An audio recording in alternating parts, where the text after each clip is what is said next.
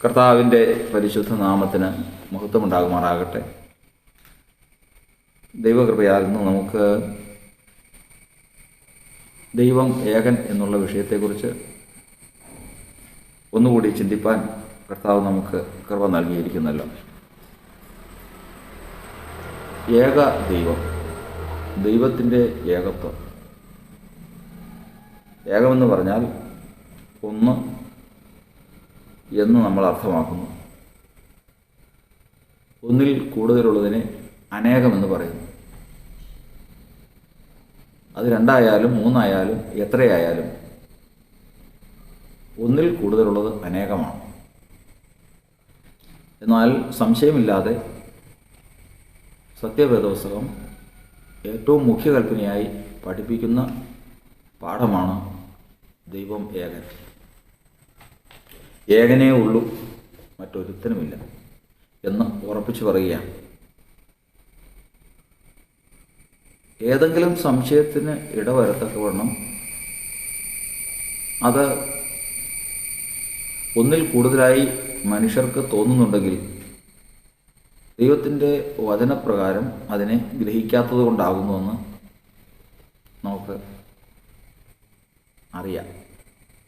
കാരണം ദൈവത്തിന് ഏറ്റവും നിർബന്ധമുള്ള കാര്യങ്ങളിൽ ഒന്നാണ് ദൈവത്തെക്കുറിച്ച് ശരിയായ രീതിയിൽ മനസ്സിലാക്കിയിരിക്കുക എന്നുള്ളത്. ഒരിക്കൽ ഒരു യുദ്ധത്തിൽ ഇസ്രായേൽ ജനം ജയിച്ചപ്പോൾ ശത്രുക്കൾ ഇപ്രകാരം പറഞ്ഞു: യഹോവ പർവ്വത ദേവനാകുന്നു, അതുകൊണ്ടാണ് നമുക്ക് പർവ്വതത്തിൽ വെച്ച് ഇസ്രായേലിനെ തോൽപ്പിക്കാൻ സാധിക്കാതിരുന്നത്. അതുകൊണ്ട് നമുക്ക് താഴ്വരയിലേക്ക് അവരെ കൊണ്ടുവന്ന് അവിടെ വെച്ച് യുദ്ധം ചെയ്താൽ അവിടെ വെച്ച് നമുക്ക് ജയിക്കാൻ സാധിക്കും. ദൈവം അപ്പോൾ തന്നെ ആലോചന കൊടുത്തു. യഹോവ പർവ്വത ദേവനാകുന്നുവെന്ന് അവർ പറയുന്നത് കൊണ്ട് നാളെ ഞാൻ നിങ്ങൾക്ക് വേണ്ടി പ്രവർത്തിക്കും. അങ്ങനെ അടുത്ത ദിവസം പർവ്വതത്തിൽ നിന്ന് മാറി യുദ്ധം ചെയ്തു. ആ യുദ്ധത്തിലും ഇസ്രായേൽ ജയിക്കുവാനിടയായിത്തീർന്നു. ഇതിൽ നിന്ന് നമ്മൾ പഠിക്കുന്നത് ദൈവത്തെ അറിയേണ്ട രീതിയിൽ അറിയുക എന്നുള്ളത് ദൈവത്തിന് മനുഷ്യനെക്കുറിച്ചുള്ള ഏറ്റവും വലിയ ആഗ്രഹമാണ്. ഒരിക്കലും തെറ്റായ ഒരറിവ് ദൈവത്തെക്കുറിച്ച് മനുഷ്യനുണ്ടാകരുത് എന്നുള്ളതും ദൈവത്തിന് നിർബന്ധമാണ്. അങ്ങനെയുള്ള ഒരറിവിനെ ദൈവം മാനിക്കുന്നില്ല, മാത്രമല്ല എതിർത്ത് നിൽക്കുകയും ചെയ്യും. അത് നമ്മൾ ഏറ്റവും പ്രാരംഭമായിട്ട് ദൈവത്വത്തെക്കുറിച്ച് പഠിക്കുമ്പോൾ നമ്മൾ ഗ്രഹിക്കണം. ദൈവമുണ്ട്, യേശുക്രിസ്തു ദൈവമാണ്, യേശുവല്ലാതെ ദൈവമില്ല, ദൈവം ഒരുവനാണ്. യഹോവയായ ദൈവമാണ്, ദൈവം ആത്മാവാണ്, ദൈവം സ്നേഹമാണ്. ഇതെല്ലാം പറയുമ്പോൾ തന്നെ സ്വന്തം മനസാക്ഷിയിൽ അനവധി ചോദ്യങ്ങളുമായി നടക്കുന്ന ജീവിതങ്ങൾ ഇന്ന് വിശ്വാസ ലോകത്തിലുണ്ട്. അവരുടെ നിഷ്കളങ്ക മനസാക്ഷിയിലുള്ള ചോദ്യമാണ്: ദൈവം ഏകനെങ്കിൽ അതെന്താ അങ്ങനെ പറഞ്ഞു? പരിശുദ്ധാത്മാവ് ദൈവമെന്ന് പഠിപ്പിക്കുന്നുണ്ടല്ലോ, യഹോവയല്ലാതെ ദൈവമില്ല എന്ന് പറയുന്നല്ലോ, യേശു ദൈവമെന്ന് പറഞ്ഞിരിക്കുന്നല്ലോ. ഇങ്ങനെ അനവധി ചോദ്യങ്ങൾ സ്വന്തം മനസാക്ഷിയിൽ കൊണ്ടു നടക്കുന്നവരാണ് ഇന്ന് വിശ്വാസ ജീവിതത്തിൽ ഉള്ളവർ തന്നെ. ജാതികളുടെ കാര്യം വിട്ടുകളാണ്. അവരെ ക്രിസ്തുയേശുവിനെക്കുറിച്ച് അവരെ പഠിപ്പിച്ച് അവരെ കൊണ്ടുവരേണ്ട ഉത്തരവാദിത്തമാണ്. എന്നാൽ ക്രിസ്തുയേശുവിൽ വിശ്വസിക്കുന്ന കൂട്ടത്തിൽ നമ്മൾ ആദ്യം ചിന്തിച്ചതുപോലെ ദൈവത്തെ അറിയേണ്ടതുപോലെ അറിഞ്ഞിരിക്കുന്ന എത്ര പേരുണ്ട്? അല്ലെങ്കിൽ ദൈവം ഏകനെന്ന് വിശ്വസിച്ച് അത് മനസ്സിലാക്കേണ്ട രീതിയിൽ മനസ്സിലാക്കിയിരിക്കുന്നത് എത്ര പേരുണ്ട്? അത് നമ്മൾ മറ്റൊരാളെ കുറ്റം പറഞ്ഞിട്ട് കാര്യമില്ല. അത് ഈ സംസാരിക്കുന്ന നമ്മളാണെങ്കിൽ തന്നെയും നമ്മുടെ ഹൃദയത്തിലും അതിൻ്റെ പൂർണ്ണത കിട്ടാൻ ദൈവത്തിൻ്റെ കരുണ ആവശ്യമാണ്. അതിൻ്റെ മറ്റൊരു വാക്കിൽ അത് പറഞ്ഞാൽ യേശുക്രിസ്തു ഏകസത്യ ദൈവമെന്ന് മനസാക്ഷിക്ക് എതിരില്ലാതെ പറയാൻ ദൈവം കരുണ തോന്നണം, ദൈവം കൃപ ചെയ്യണം, ദൈവം വരം നൽകണം. അല്ല, അങ്ങനെയുള്ളവർക്ക് മാത്രമേ സാധിക്കൂ. ലോകത്തിൽ ക്രിസ്തുയേശു ഏകസത്യ ദൈവമെന്ന് വിശ്വസിക്കുന്ന കോടിക്കണക്കിന് ജനമുണ്ട്. എന്നാൽ അതിൽ നല്ലൊരു വിഭാഗം അതിനെക്കുറിച്ച് ചിന്തിക്കാത്തവരാണ്. അതുകൊണ്ട് തന്നെ അവർക്ക് അതിനെക്കുറിച്ച് പ്രശ്നമില്ല. വലിയൊരു വിഭാഗം സ്വന്തം മനസാക്ഷിയിൽ ചോദ്യങ്ങളുമായി ദൈവം ഏകനെന്ന് പറയുന്നവരാണ്. സത്യത്തിൽ ദൈവം ഏകനെന്ന്, കർത്താവായ യേശുക്രിസ്തുവാണ് ഏകസത്യ ദൈവമെന്ന് മനസാക്ഷിക്ക് ആക്ഷേപമില്ലാതെ ദൈവത്തിൻ്റെ വചനം ഗ്രഹിച്ച് പരിശുദ്ധാത്മാവിൽ ദൈവത്തിൻ്റെ വചനത്തെ ഗ്രഹിച്ചിരിക്കുന്ന വിശ്വാസികൾ അവരുടെ മനസാക്ഷിയിൽ ആക്ഷേപമില്ലാതെ യേശുക്രിസ്തു ഏകസത്യ ദൈവം എന്ന് പറയുന്നത് ഏറ്റവും വിരളമാണ്. കാരണം അത് ഗ്രഹിക്കാൻ നമുക്ക് പ്രത്യക്ഷത്തിൽ നമുക്ക് പല ചിന്തകളും പല കാര്യങ്ങളും നമുക്കതിനെക്കുറിച്ച് ഉണ്ടാകും. കർത്താവിൻ്റെ വചനം സംശയമില്ലാതെ പറഞ്ഞിരിക്കുന്ന വാക്കാണ്, ഏകസത്യ ദൈവമായ നിന്നെയും നീ അയച്ചിരിക്കുന്ന യേശുക്രിസ്തുവിനെയും അറിയുന്നത് തന്നെ നിത്യജീവനാണ്. നിത്യജീവനാണ്. യേശുക്രിസ്തു അയച്ചിരിക്കുന്നവൻ, അയക്കപ്പെട്ടവൻ, ഏകസത്യ ദൈവം, ഇത് രണ്ടും അറിയുന്നത് തന്നെ നിത്യജീവനാണ്. അപ്പോൾ നമ്മൾ ഈ പറയുന്ന കാര്യങ്ങളൊന്നും അത്ര മുഖവിലേക്ക് എടുക്കേണ്ടവയല്ല എന്ന് തോന്നുന്നുവെങ്കിൽ അതിൽ അപകടം പരിഹരിക്കുന്നുണ്ട്. കാരണം ഏകസത്യ ദൈവമായ നിന്നെയും നീ അയച്ചിരിക്കുന്ന യേശുക്രിസ്തുവിനെയും അറിയുന്നത് തന്നെ നിത്യജീവനാകുന്നുവെന്ന് പറയുമ്പോൾ അതിൻ്റെ മറുവശവും കൂടി നാം ചിന്തിക്കണം. ഏകസത്യ ദൈവത്തെയും അയച്ചിരിക്കുന്ന യേശുക്രിസ്തുവിനെയും അറിയാത്തവന് എന്താണ് അതിൻ്റെ അവസ്ഥ? നിത്യജീവനിൽ നിന്ന് അവൻ അകന്നിരിക്കുന്നു എന്നുള്ളത് തന്നെയാണ് അതിനർത്ഥം. അതുകൊണ്ട് തന്നെ ഇന്ന് നമ്മൾ പഠിക്കുകയും ഗ്രഹിക്കുകയും ചെയ്യുന്ന വചനങ്ങൾ അതങ്ങനെ തന്നെയോ എന്ന് സൂക്ഷ്മതയോടെ പരിശോധിച്ച് വചനത്തിൽ നിന്ന് അതിൽ തെറ്റില്ല എന്ന് ആത്മാവിനാൽ ഉറപ്പ് പ്രാപിച്ച് മുമ്പോട്ട് പോകുന്നവന് നിത്യജീവൻ ലഭിച്ചു കഴിഞ്ഞു. അത് അപ്രകാരം തന്നെ നമുക്ക് പ്രാപിപ്പാനാണ് നാം ഇതുകൊണ്ട് ഈ പഠനം കൊണ്ട് ഉദ്ദേശിക്കുന്നത്. ഇത് ഒരു കൂട്ടരെ തർക്കിച്ച് ജയിക്കാനോ ഒരു കൂട്ടരുടെ മേൽ നമ്മൾ അധികാരം ചുമത്താനോ അല്ലെങ്കിൽ അവരെക്കാൾ നമ്മൾ ജ്ഞാനികളെന്ന് സ്ഥാപിക്കാനോ അല്ല.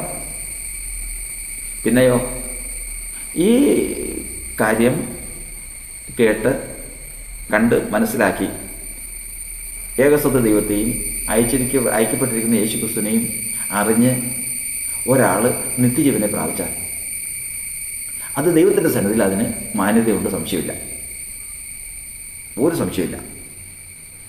കാരണം വചനം പറയുന്നത്, മകനെ, എന്നെ നിന്ദിക്കുന്നവരോട് ഉത്തരം പറയേണ്ടതിന് നീ ജ്ഞാനിയായിരുന്നു എൻ്റെ ഹൃദയത്തെ സന്തോഷിപ്പിക്കാം. ഭൂമിയിൽ ഒരാൾ ഒരു സ്ഥലത്ത് നിന്ന് വിളിച്ചു പറയാം, യേശു എന്ന് പറയുന്നത് ഒരു മനുഷ്യൻ മാത്രമാണ്, നമ്മളെപ്പോലെ ഒരു മനുഷ്യൻ മാത്രമാണ്, അവന് ദൈവത്വമൊന്നുമില്ല, ഞാൻ വേദപുസ്തകത്തിൽ ഞാൻ കാണിച്ചു തരാം എന്ന് പറഞ്ഞ ഒരാൾ നിന്ന് യേശുവിൻ്റെ ദൈവത്വത്തെ നിഷേധിച്ച് അവനെ സാധാരണ ഒരു മനുഷ്യനാക്കി പത്രോസിൻ്റെ ലേഖനത്തിൽ എഴുതിയിരിക്കുന്നത് പോലെ തങ്ങളെ വിലയ്ക്ക് വാങ്ങിയ നാഥനെ തള്ളിപ്പറയുന്ന ഒരവസ്ഥയിൽ പ്രസംഗവും പഠനവും നടന്നുകൊണ്ടിരിക്കുമ്പോൾ അവിടെ തക്കിക്കാനും ബാധിക്കാനും ഒച്ചപ്പാടുണ്ടാക്കാനല്ല, അവിടെ നിന്നതിന് ശേഷം മകനെ നീ ജ്ഞാനിയായിരുന്നു എൻ്റെ ഹൃദയത്തെ സന്തോഷിപ്പിക്കാമെന്ന് അവിടെ നിന്ന് അവരോട്, സഹോദരന്മാരെ, അങ്ങനെയല്ല, യേശുക്രിസ്തു എന്ന് പറയുന്നതിന് നമ്മൾ പറയുന്ന അർത്ഥങ്ങളെക്കാൾ കൂടുതലായ അർത്ഥങ്ങളും അതിനേക്കാൾ കൂടുതലായ ആത്മീയതയും ദൈവത്വവും അതിനകത്തുണ്ട്. അത് ഈ ഏത് തരത്തിലെന്ന് നമ്മൾ സൂക്ഷ്മതയോടെ പഠിക്കണം എന്ന് അവർക്ക് അത് തെളിയിച്ചു കൊടുക്കാൻ സാധിച്ചാൽ അവരെ നിത്യജീവികളിലേക്ക് കൊണ്ടുവരുന്നതിന് തുല്യമാണ്. ജാതികളിൽ നിന്ന് മനുഷ്യരെ വിശ്വാസത്തിലേക്ക് കൊണ്ടുവന്ന് ദൈവത്തിൽ നിന്ന് പ്രതിഫലം പ്രാപിക്കുന്നതിനോടൊപ്പം തന്നെ പ്രാധാന്യമുള്ള ഒരു കാര്യമാണ് തെറ്റായ നിലയിൽ ദൈവത്തെ വിശ്വസിച്ചിരിക്കുന്നവരെ നേരായ നിലയിൽ സത്യദൈവം ആരെന്നും യേശുക്രിസ്തു എങ്ങനെ സത്യദൈവമായിരിക്കുന്നുവെന്നും മനസ്സിലാക്കി അവനെ തിരുത്തിയാൽ, നേർവഴിക്ക് കൊണ്ടുവന്നാൽ അവനും നിത്യജീവൻ്റെ സമൃദ്ധിയിൽ എത്തിച്ചേരുമ്പോൾ അതിൻ്റെ പ്രതിഫലം നമുക്കുള്ളതാണ്. അപ്പോൾ ഇവിടെ നിന്ന് നമ്മൾ പഠിക്കുന്നത്, നമ്മളിന്ന് ധാരാളം തർക്കങ്ങളും വാദങ്ങളും ഒക്കെയും നടന്നുകൊണ്ടിരിക്കുന്ന ഒരു ലോകത്താണ് ജീവിക്കുന്നത്. എന്നാൽ ഇങ്ങനെയുള്ള ഒരു ലോകത്ത് ജീവിക്കുമ്പോൾ അവരിൽ ഒരു വിഭാഗത്തെ പോലെ നാമും തർക്കിക്കാനും ബാധിക്കാനും തുടങ്ങിക്കഴിഞ്ഞാൽ, തർക്കം അല്ലെങ്കിൽ വാദം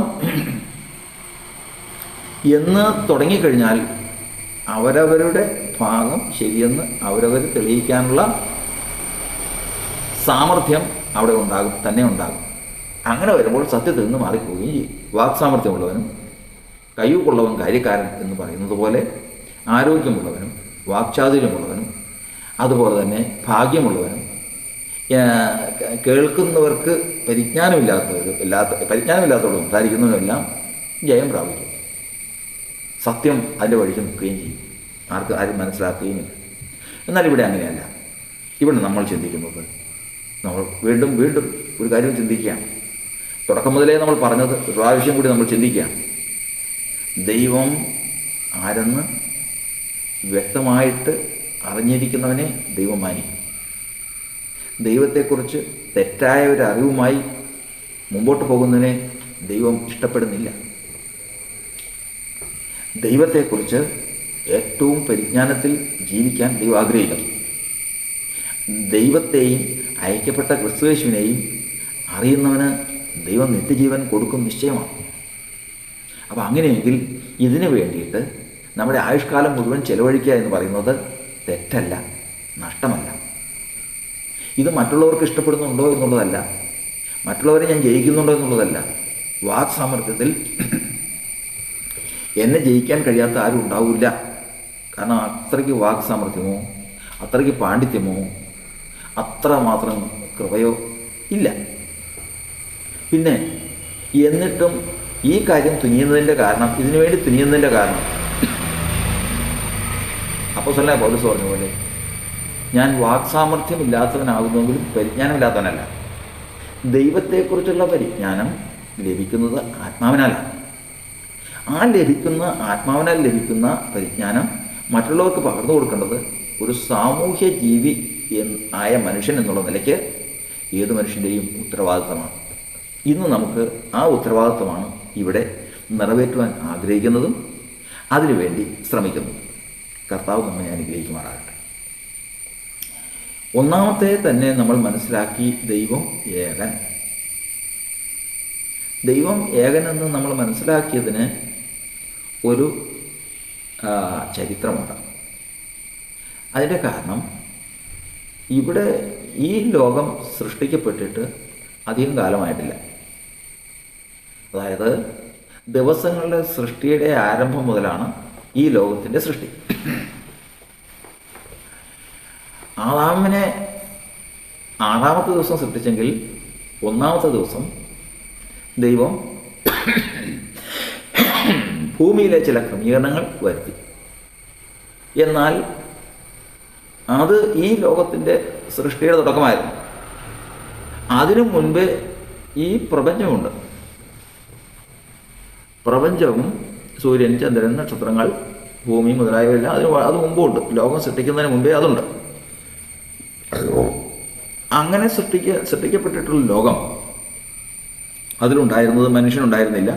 അവിടെ ഉണ്ടായിരുന്നത് ദൂതന്മാരുണ്ടായിരുന്നു, കെരൂബുകളുണ്ടായിരുന്നു, ആകാശ സൈന്യം ഉണ്ടായിരുന്നു, വീണുപോയ ദൂതന്മാരുണ്ടായിരുന്നു, ദൈവപുത്രനുണ്ടായിരുന്നു. ഇങ്ങനെയുള്ള കാര്യങ്ങളെല്ലാമാണ് അന്ന് ഉണ്ടായിരുന്നതെന്ന് നമുക്കറിയാം. എന്നാൽ അതിൻ്റെ ആരംഭം എന്ന് പറയുന്നത്, വചനം പറയുന്നത്, യഹോവ തൻ്റെ പ്രവൃത്തിയുടെ ആരംഭമായി എന്നെ ഉളവാക്കി. ഈ സകല ലോകമുണ്ടാകുന്നതിന് മുമ്പ് പ്രപഞ്ചമുണ്ടായിരുന്നു. പ്രപഞ്ചം ഉണ്ടാകുന്നതിന് മുമ്പേ തന്നെ ദൈവം ഉളവാക്കിയതാണ് ദൈവജ്ഞാനം.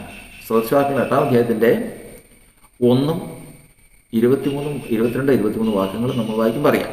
ദൈവജ്ഞാനമാണ് അവിടെ സംസാരിക്കുന്നത്. അപ്പോൾ ഏറ്റവും ആദ്യമേ തന്നെ ദൈവം ഉണ്ടാക്കിയത് ദൈവജ്ഞാനത്തെയാണ്. അതായത് ലോകത്തിൽ എന്തൊക്കെ സൃഷ്ടിക്കണം, എങ്ങനെയൊക്കെ സൃഷ്ടിക്കണം, ഏതെല്ലാം ആയിരിക്കണം മുതലായിട്ടുള്ള കാര്യങ്ങളെല്ലാം ആ ജ്ഞാനത്തിലാണ് ഉണ്ടായത്. ഈ ജ്ഞാനത്തിനൊരു രൂപമുണ്ട്. അതാണ് ദൈവപുത്രനായ ക്രിസ്തുവിൻ്റെ രൂപം.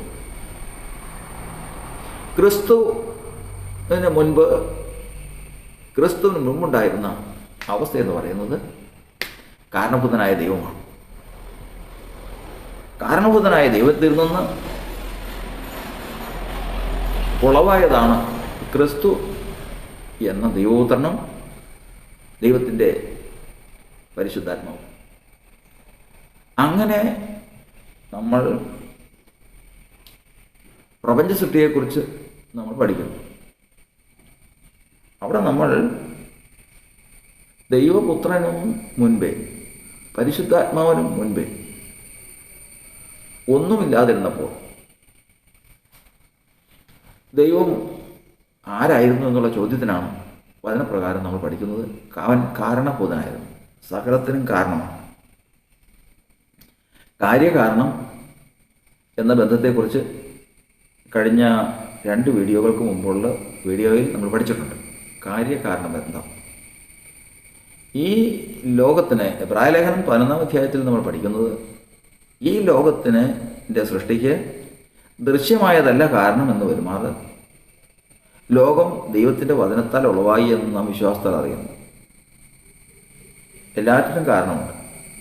ഈ ലോകത്തിനും കാരണമുണ്ട്. എല്ലാ വസ്തുക്കൾക്കും കാരണമുണ്ട്. എല്ലാ ജീവികൾക്കും കാരണമുണ്ട്. എല്ലാ ജീവികളുടെയും കാരണമാണ് സൃഷ്ടികർത്താവായ ദൈവം. ദൈവത്തിൻ്റെ വചനത്താലാണ് എല്ലാത്തിനെയും സൃഷ്ടിച്ചത്. എല്ലാത്തിൻ്റെയും സൃഷ്ടിയുടെ കാരണം വചനമാണ്. വചനത്തിൻ്റെ കാരണം എന്താണ്? ദൈവത്തിൻ്റെ വചനം. അതിൻ്റെ കാരണം എന്താണ്? അത് എവിടെ സ്ഥിതി ചെയ്യുന്നു? ദൈവത്തിൻ്റെ വചനം എവിടെയുണ്ടോ അത് പരിശുദ്ധാത്മാവിലായിരിക്കും. പരിശുദ്ധാത്മാവില്ലാതെ വചനമില്ല. അപ്പോൾ വചനത്തിൻ്റെ കാരണം പരിശുദ്ധാത്മാവാണ്. അടുത്തത് പരിശുദ്ധാത്മാവിൻ്റെ കാരണം. പരിശുദ്ധാത്മാവിൻ്റെ കാരണം അതാണ് യഥാർത്ഥത്തിൽ ദൈവം, കാരണഭൂതനായ ദൈവം. അതെന്തെന്നോ എങ്ങനെയെന്നോ എത്രത്തോളമെന്നോ സ്ഥലകാല പരിമിതി ഇല്ലാത്ത ഒന്ന്. അത് കാരണം മാത്രമാണ്.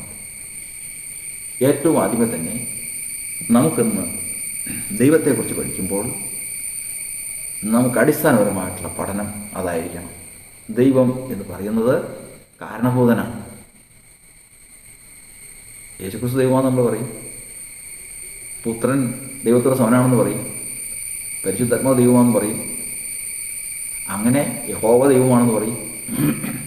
ഇങ്ങനെ ദൈവം പല കാര്യങ്ങളിൽ നാം പറയുന്നുണ്ടെങ്കിലും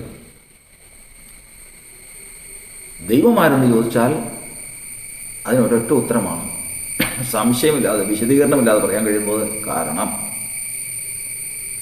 അവൻ എല്ലാറ്റിൻ്റെയും കാരണമാണ്.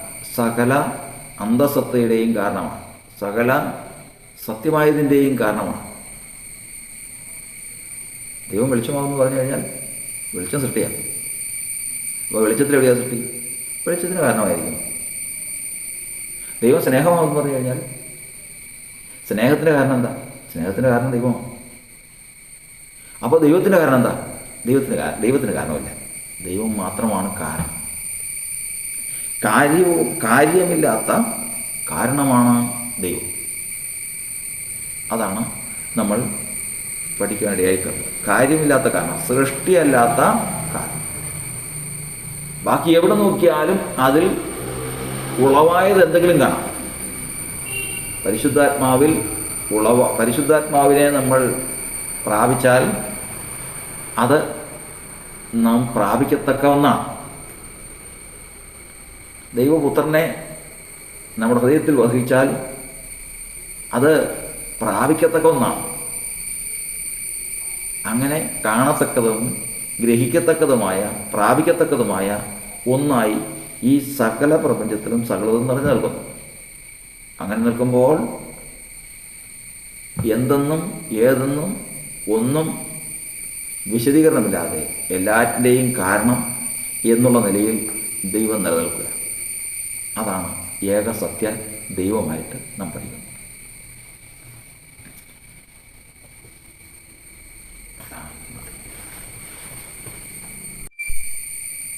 ഇവിടെ നമ്മൾ കാരണഭൂതനായ ദൈവത്തെക്കുറിച്ച് മനസ്സിലാക്കി. കാരണഭൂതനായ ദൈവം അവരിൽ നിന്ന് ഉളവായതാണ് ദൈവജ്ഞാനം. ഈ ദൈവജ്ഞാനത്തെ ഉൾക്കൊള്ളുന്നതാണ് പരിശുദ്ധാത്മാവ്. അപ്പോൾ ദൈവത്തിൽ നിന്ന് ഉളവായ രണ്ട് കാര്യങ്ങളാണ്, ഒന്ന് പരിശുദ്ധാത്മാവും ദൈവജ്ഞാനവും. കാരണഭൂതനായ ദൈവത്തിൽ നിന്ന് ദൈവജ്ഞാനവും പരിശുദ്ധാത്മാവും ഉളവായി.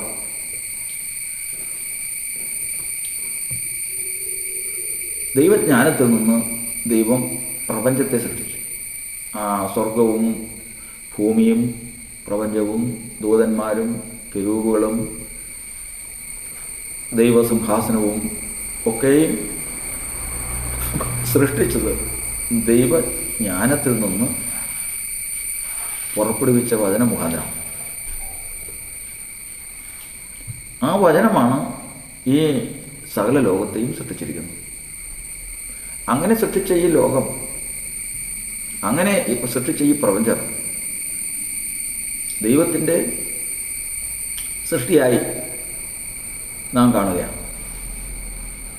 അപ്പോൾ ഇവിടെ നിന്ന് നാം ചിന്തിക്കുന്നത്, ലോകത്തെ അല്ലെങ്കിൽ പ്രപഞ്ചത്തെ സൃഷ്ടിച്ചത് എങ്ങനെയെന്ന് ചോദിച്ചാൽ,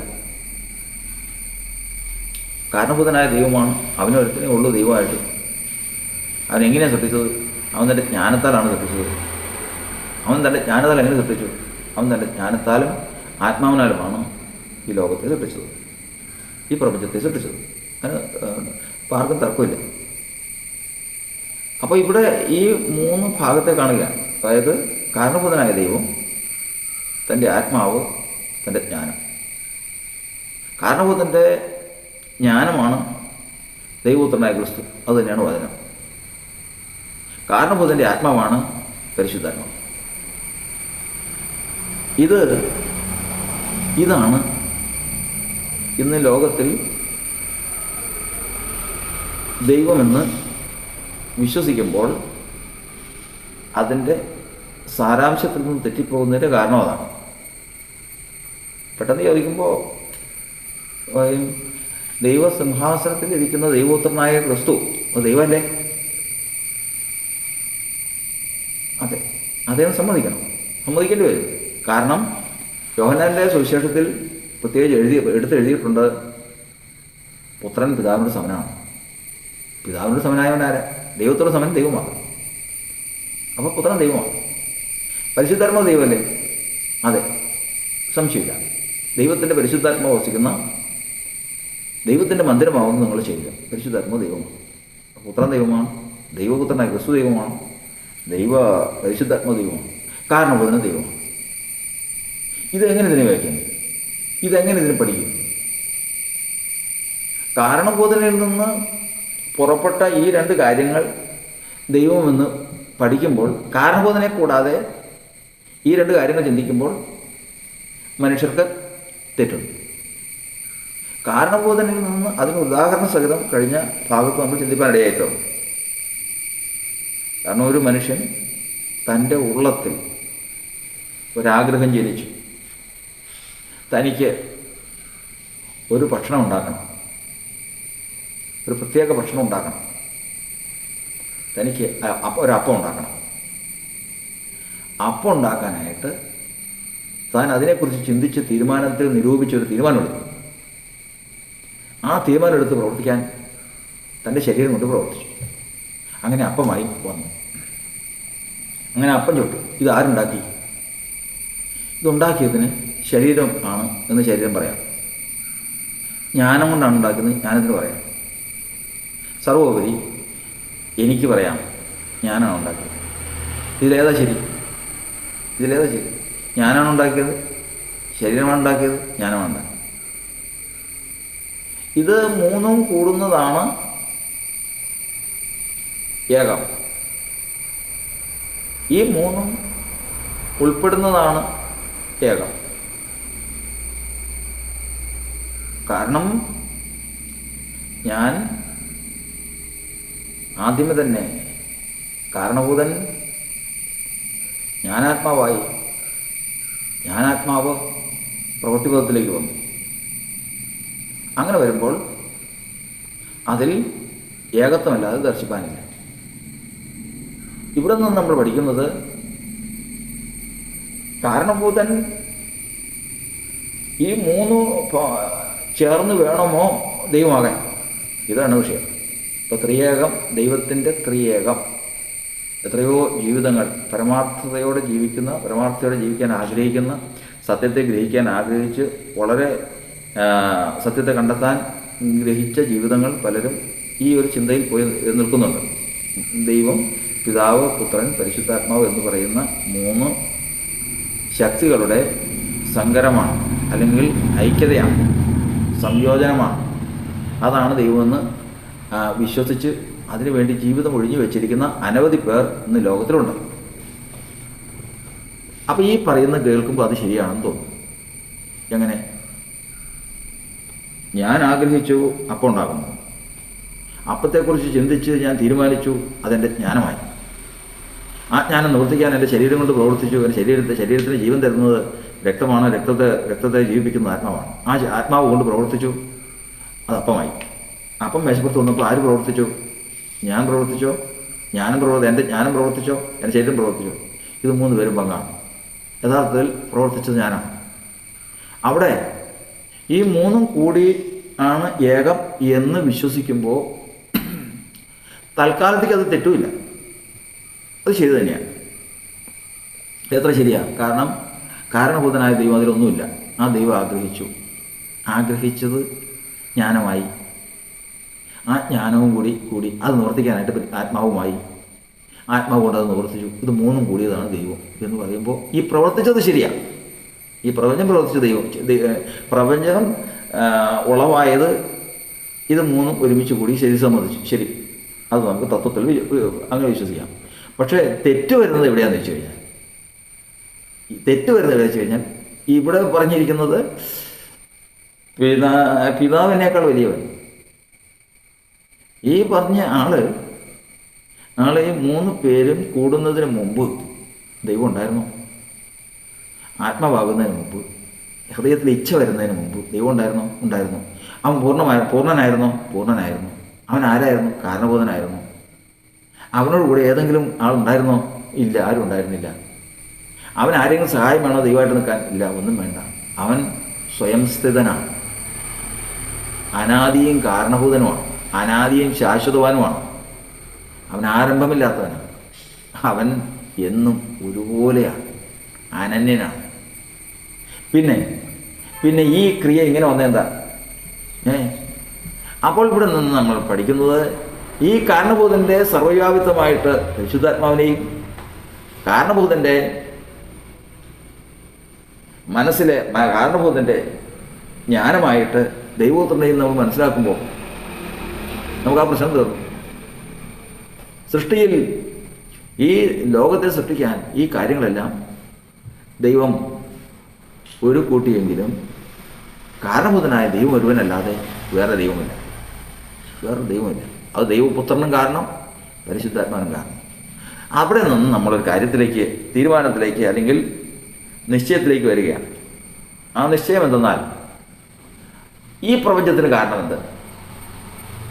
ഈ പ്രപഞ്ചത്തിന് കാരണം നമുക്കറിയാം, വചനം തന്നെ ദൈവപുത്രൻ.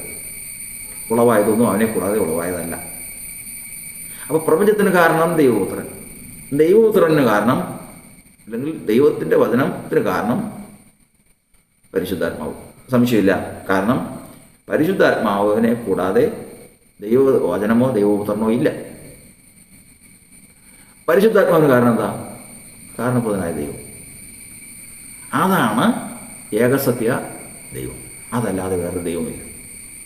അപ്പോൾ നമ്മൾ ഇവിടെ നോക്കുന്ന സൃഷ്ടിയെ സംബന്ധിച്ച് നമുക്ക് ഈ ഉറപ്പ് നമ്മൾ ആദ്യം പ്രാപിക്കണം. ഏകസത്യ ദൈവത്തെ നമ്മൾ ഇതിനാൽ അറിയുകയാണ്. നമ്മൾ യോഹന്നാൻ്റെ സുവിശേഷത്തിൽ പ്രകാരം ചിന്തിച്ചു, ഏകസത്യ ദൈവമായ നിന്നെയും നീ അയച്ചിരിക്കുന്ന യേശുക്രിസ്തുവിനെയും അറിയുന്നത് തന്നെ നിത്യജീവനാണ്. അതിലൊന്നാമത്തെ ഭാഗമാണ് നമ്മൾ ചിന്തിച്ചത്. ഏത്? ഏകസത്യ ദൈവം ആര് എന്നുള്ളത് നമ്മൾ ചിന്തിക്കുക. ഏകസത്യ ദൈവം. അപ്പോൾ ഇവിടെ നിന്ന് ഒരു കൂട്ടർ വിശ്വസിച്ചതും ഒരു കൂട്ടർ തെറ്റിപ്പോയതുമായ കാര്യങ്ങൾ നമ്മൾ പഠിച്ചു. എന്താണ് കാരണം? പ്രപഞ്ചം ഉണ്ടാകുന്നതിന് മുമ്പ്, അതായത് സ്വർഗവും ഭൂമിയും ലോകത്തിൽ പ്രപഞ്ചം എന്ന് പറയുന്നത് എന്തെല്ലാം ഉണ്ടോ അതെല്ലാം ഉണ്ടാകുന്നതിന് മുമ്പും അതുണ്ടാക്കിയ ദൈവവചനമുണ്ട്, അല്ലെങ്കിൽ ദൈവോത്തരമുണ്ട്. അത് ദൈവജ്ഞാനമാണ്. അത് പരിശുദ്ധാത്മാവിലാണ്. ഈ ദൈവോത്തരനും പരിശുദ്ധാത്മാവും ഉണ്ടാകുന്നതിന് മുമ്പും ദൈവമുണ്ട്. ഏത് നിലയിൽ? കാരണഭൂതൻ എന്നുള്ള നിലയിൽ. അവൻ കാരണഭൂതനാണ്. അവനാണ് ഏകസത്യ ദൈവം. ഏറ്റവും ആദ്യമേ തന്നെ ഇതിൽ ഉറച്ചിട്ടേ അടുത്ത ഭാഗത്തേക്ക് നമുക്ക് കടക്കാൻ സാധിക്കൂ. ഇതിൽ ഉറയ്ക്കുന്നില്ല എങ്കിൽ ഏകസത്യ ദൈവത്തെ അറിഞ്ഞിട്ടില്ല എന്നർത്ഥം. ലോകം മുഴുവൻ, ലോകത്തിൽ സഭകൾ തന്നെ, സത്യവിശ്വാസത്തിലിരിക്കുന്ന സത്യസഭകൾ തന്നെ ഏകസത്യ ദൈവമാരെന്നറിയാൻ കൂടുകയാണ്. അനേകം സ്തംഭിച്ച് നിൽക്കുകയാണ്. ദൈവം എന്ന് പറയുന്ന ആത്മാവാണ്. ദൈവം എന്ന് പറഞ്ഞ ആത്മാവാണ്. യഹോവയാണ് ദൈവം. ഇസ്രായേൽ മൂപ്പന്മാർ ദൈവത്തെ കണ്ട് ഭക്ഷണം കഴിച്ചതാണ്. ദൈവത്തെ കണ്ടിട്ടുണ്ട്. യെഹെസ്കേൽ ദൈവത്തെ കണ്ടിട്ടുണ്ട്. പത്മോസ് ദ്വീപിൽ വെച്ച് യോഹന്നാൻ കണ്ടത് ദൈവം തന്നെയാണ്. അപ്പോൾ ദൈവത്രേ. ഇതെൻ്റെ ഒക്കെയും മൂലരൂപമാണെന്ന് നമ്മൾ ഇവിടെ ചിന്തിച്ചത്. നമ്മളിവിടെ നിന്ന് ചിന്തിക്കാം. എന്ത്? നാം ഈ കാണുന്ന ലോകം, നാം ഈ കാണുന്ന പ്രപഞ്ചം എന്താണ് ദൈവമേ ഇതിൻ്റെ കാരണം? എന്താണ് ഇതിൻ്റെ കാരണം? അവൻ കൽപ്പിച്ചു, അങ്ങനെ സ്ഥാപിതമായി. സകൃതി അവൻ്റെ വചനത്താൽ സൃഷ്ടിച്ചു. വചനത്താലാണ് സൃഷ്ടിച്ചത്. അപ്പോൾ ഇതിൻ്റെ ഒക്കെയും കാരണം വചനമാണ്. വചനം എന്ന് പറയുന്നത് എന്താ? വചനമാണ് ക്രിസ്തു. അതുതന്നെയാണ് ദൈവജ്ഞാനം. അതുതന്നെയാണ് ദൈവോത്തരൻ. അപ്പോൾ ദൈവോത്തരൻ പറഞ്ഞു കഴിഞ്ഞാൽ അഗ്നിജ്വാലകത്തുള്ള കണ്ണുള്ളവനും മാറത്തുള്ള ചെട്ടിയനായ ഭയങ്കരമായ രൂപം, അതാണ് ദൈവോത്തരൻ. അതാണ് ദൈവജ്ഞാനം. അപ്പോൾ സകല പ്രപഞ്ചത്തിനും കാരണം ആ വ്യക്തിയാണ്. അത് ശരി. അതിൻ്റെ കാരണം എന്താ? അത് പരിശുദ്ധാത്മാവിൽ നിന്നാണ്. എവിടെ പോയാലും നോഹയുടെ കാലത്തും പണ്ട് സുവിശേഷം ജനത്തോട് മാനസാന്തരപ്പെടാൻ ദൈവം അയച്ചത് പരിശുദ്ധാത്മാവിലാണ് അയച്ചത്. പുത്രൻ അല്ലെങ്കിൽ വചനം അല്ലെങ്കിൽ ജ്ഞാനം, ദൈവജ്ഞാനമോ ദൈവപുത്രനോ ദൈവവചനമോ എവിടെ പോയിട്ടുണ്ടോ അത് പരിശുദ്ധാത്മാവിലേ പോവുള്ളൂ. കാരണം ഇത് രണ്ടിൻ്റെയും സൃഷ്ടി ഒന്നിച്ചാണ്. അപ്പം അതിൻ്റെ കാരണം എന്താ? പരിശുദ്ധാത്മാവിൻ്റെ കാരണം അവനാണ് കാരണഭൂതനായ ഏക സത്യ ദൈവം. ഇത് ഗ്രഹിക്കാൻ കഴിയുന്നുണ്ടെങ്കിലേ നമ്മൾ ഗ്രഹിച്ചതനുസരിച്ച് ഇനി മുൻപോട്ട് ദൈവത്വത്തെക്കുറിച്ച് ഗ്രഹിക്കാൻ സാധിക്കും. ഒരു പ്രാവശ്യം കൂടി പറയാം. ഇന്ന് നമ്മൾ ജീവിക്കുന്ന ഈ പ്രപഞ്ചത്തിൻ്റെ കാരണമെന്ത്? ഈ ലോകത്തിൻ്റെ കാരണമെന്ത്? അതിൻ്റെ കാരണം വചനമാണ്. വചനമെന്ന് എവിടെ നിന്ന് വരുന്നു? ദൈവജ്ഞാനത്തിൽ നിന്ന് വരുന്നു. ദൈവജ്ഞാനം എന്ന് പറയുന്നത് എന്താണ്? അതാണ് അഗ്നിജ്വാലയ്ക്കുള്ള ദൈവശക്തിയും ദൈവജ്ഞാനവുമായ ക്രിസ്തു. അവൻ എവിടെയായിരിക്കുന്നു? അവൻ പരിശുദ്ധാത്മാവിലായിരിക്കുന്നു. പരിശുദ്ധാത്മാവിൻ്റെ കാരണം എന്താണ്? അതാണ് കാരണഭൂതനായ ദൈവം. അവനാണ് ഏകസത്യ ദൈവം, അനാദിയും ശാശ്വതവാനും. അവനെ ദൈവമായിട്ടുള്ളൂ. പിന്നെ എന്തുകൊണ്ട് ദൈവപുത്രനെ സിംഹാസനത്തിലിരിക്കുന്ന ദൈവം എന്ന് വിളിച്ചു? അവന് കാരണം, അവനെ നോക്കി അവന് കാരണമായവനെ കാരണഭൂതനെയാണ് വിളിച്ചത് ദൈവം. അവനിൽ കാരണഭൂതനുണ്ട്. എന്തുകൊണ്ട് പരിശുദ്ധാത്മാവിനെ ദൈവം എന്ന് വിളിച്ചു? പരിശുദ്ധാത്മാവിൽ കാരണഭൂതൻ വ്യാപരിക്കുന്നു. കാരണഭൂതനായ ദൈവത്തിൻ്റെ വ്യാപാര ശക്തിയാണ് പരിശുദ്ധാത്മാവ്. അതുകൊണ്ട് അതിനെ ദൈവം എന്ന് വിളിച്ചു. പരിശുദ്ധാത്മാവും പുത്രനും കാരണഭൂതനിലേക്ക് കൂടിയിട്ട് വേണ്ട ആ കാരണഭൂതൻ ദൈവമാകാൻ. കാരണഭൂതൻ തന്നിൽ തന്നെ പൂർണ്ണനാണ്.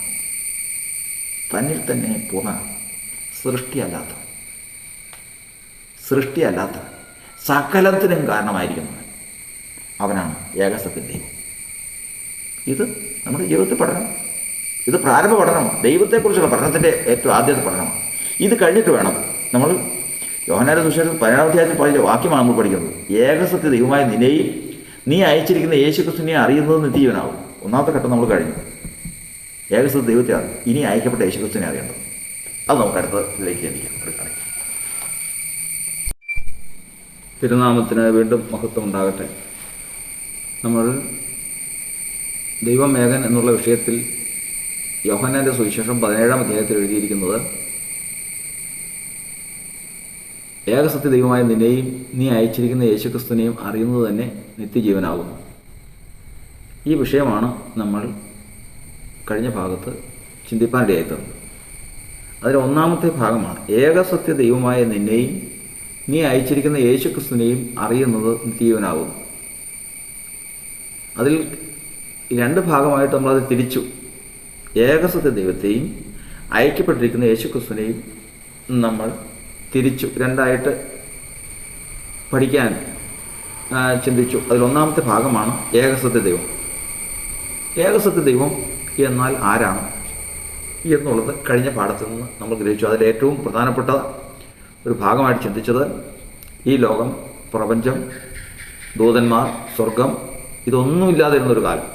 അങ്ങനെ ഒരു കാലത്തെക്കുറിച്ച് നമുക്ക് സങ്കല്പിക്കാൻ പോലും സാധിക്കില്ല. ഇതൊന്നുമില്ലാതിരുന്ന ഒരവസ്ഥ. അന്ന് ഈ പ്രപഞ്ചത്തിനും ലോകത്തിനും എല്ലാം കാരണക്കാരനായ വചനമാണ് ഉണ്ടായിരുന്നുള്ളൂ. ആ വചനമാണ് ക്രിസ്തു. അതാണ് ദൈവജ്ഞാനം. അതാണ് ദൈവപുത്രൻ. ആളാണ് സിംഹാസനത്തിലിരിക്കുന്നത്. ദൈവപുത്രനോടുകൂടി കാരണഭൂതനായ എൻ്റെ പരിശുദ്ധാത്മാവും ഉണ്ട്. അതിനും കാരണമായി കാരണഭൂതനായ ദൈവവും ഉണ്ട്.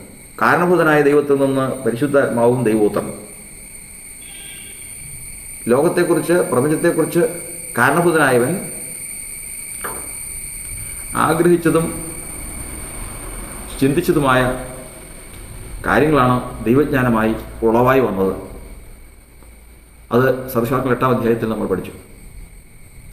ആ ആഗ്രഹം നിവർത്തിക്കേണ്ടതിന് വേണ്ടിയിട്ടാണ് ദൈവം കാരണഭൂതനായവൻ പരിശുദ്ധാത്മാവിനാൽ പ്രവർത്തിച്ചത്.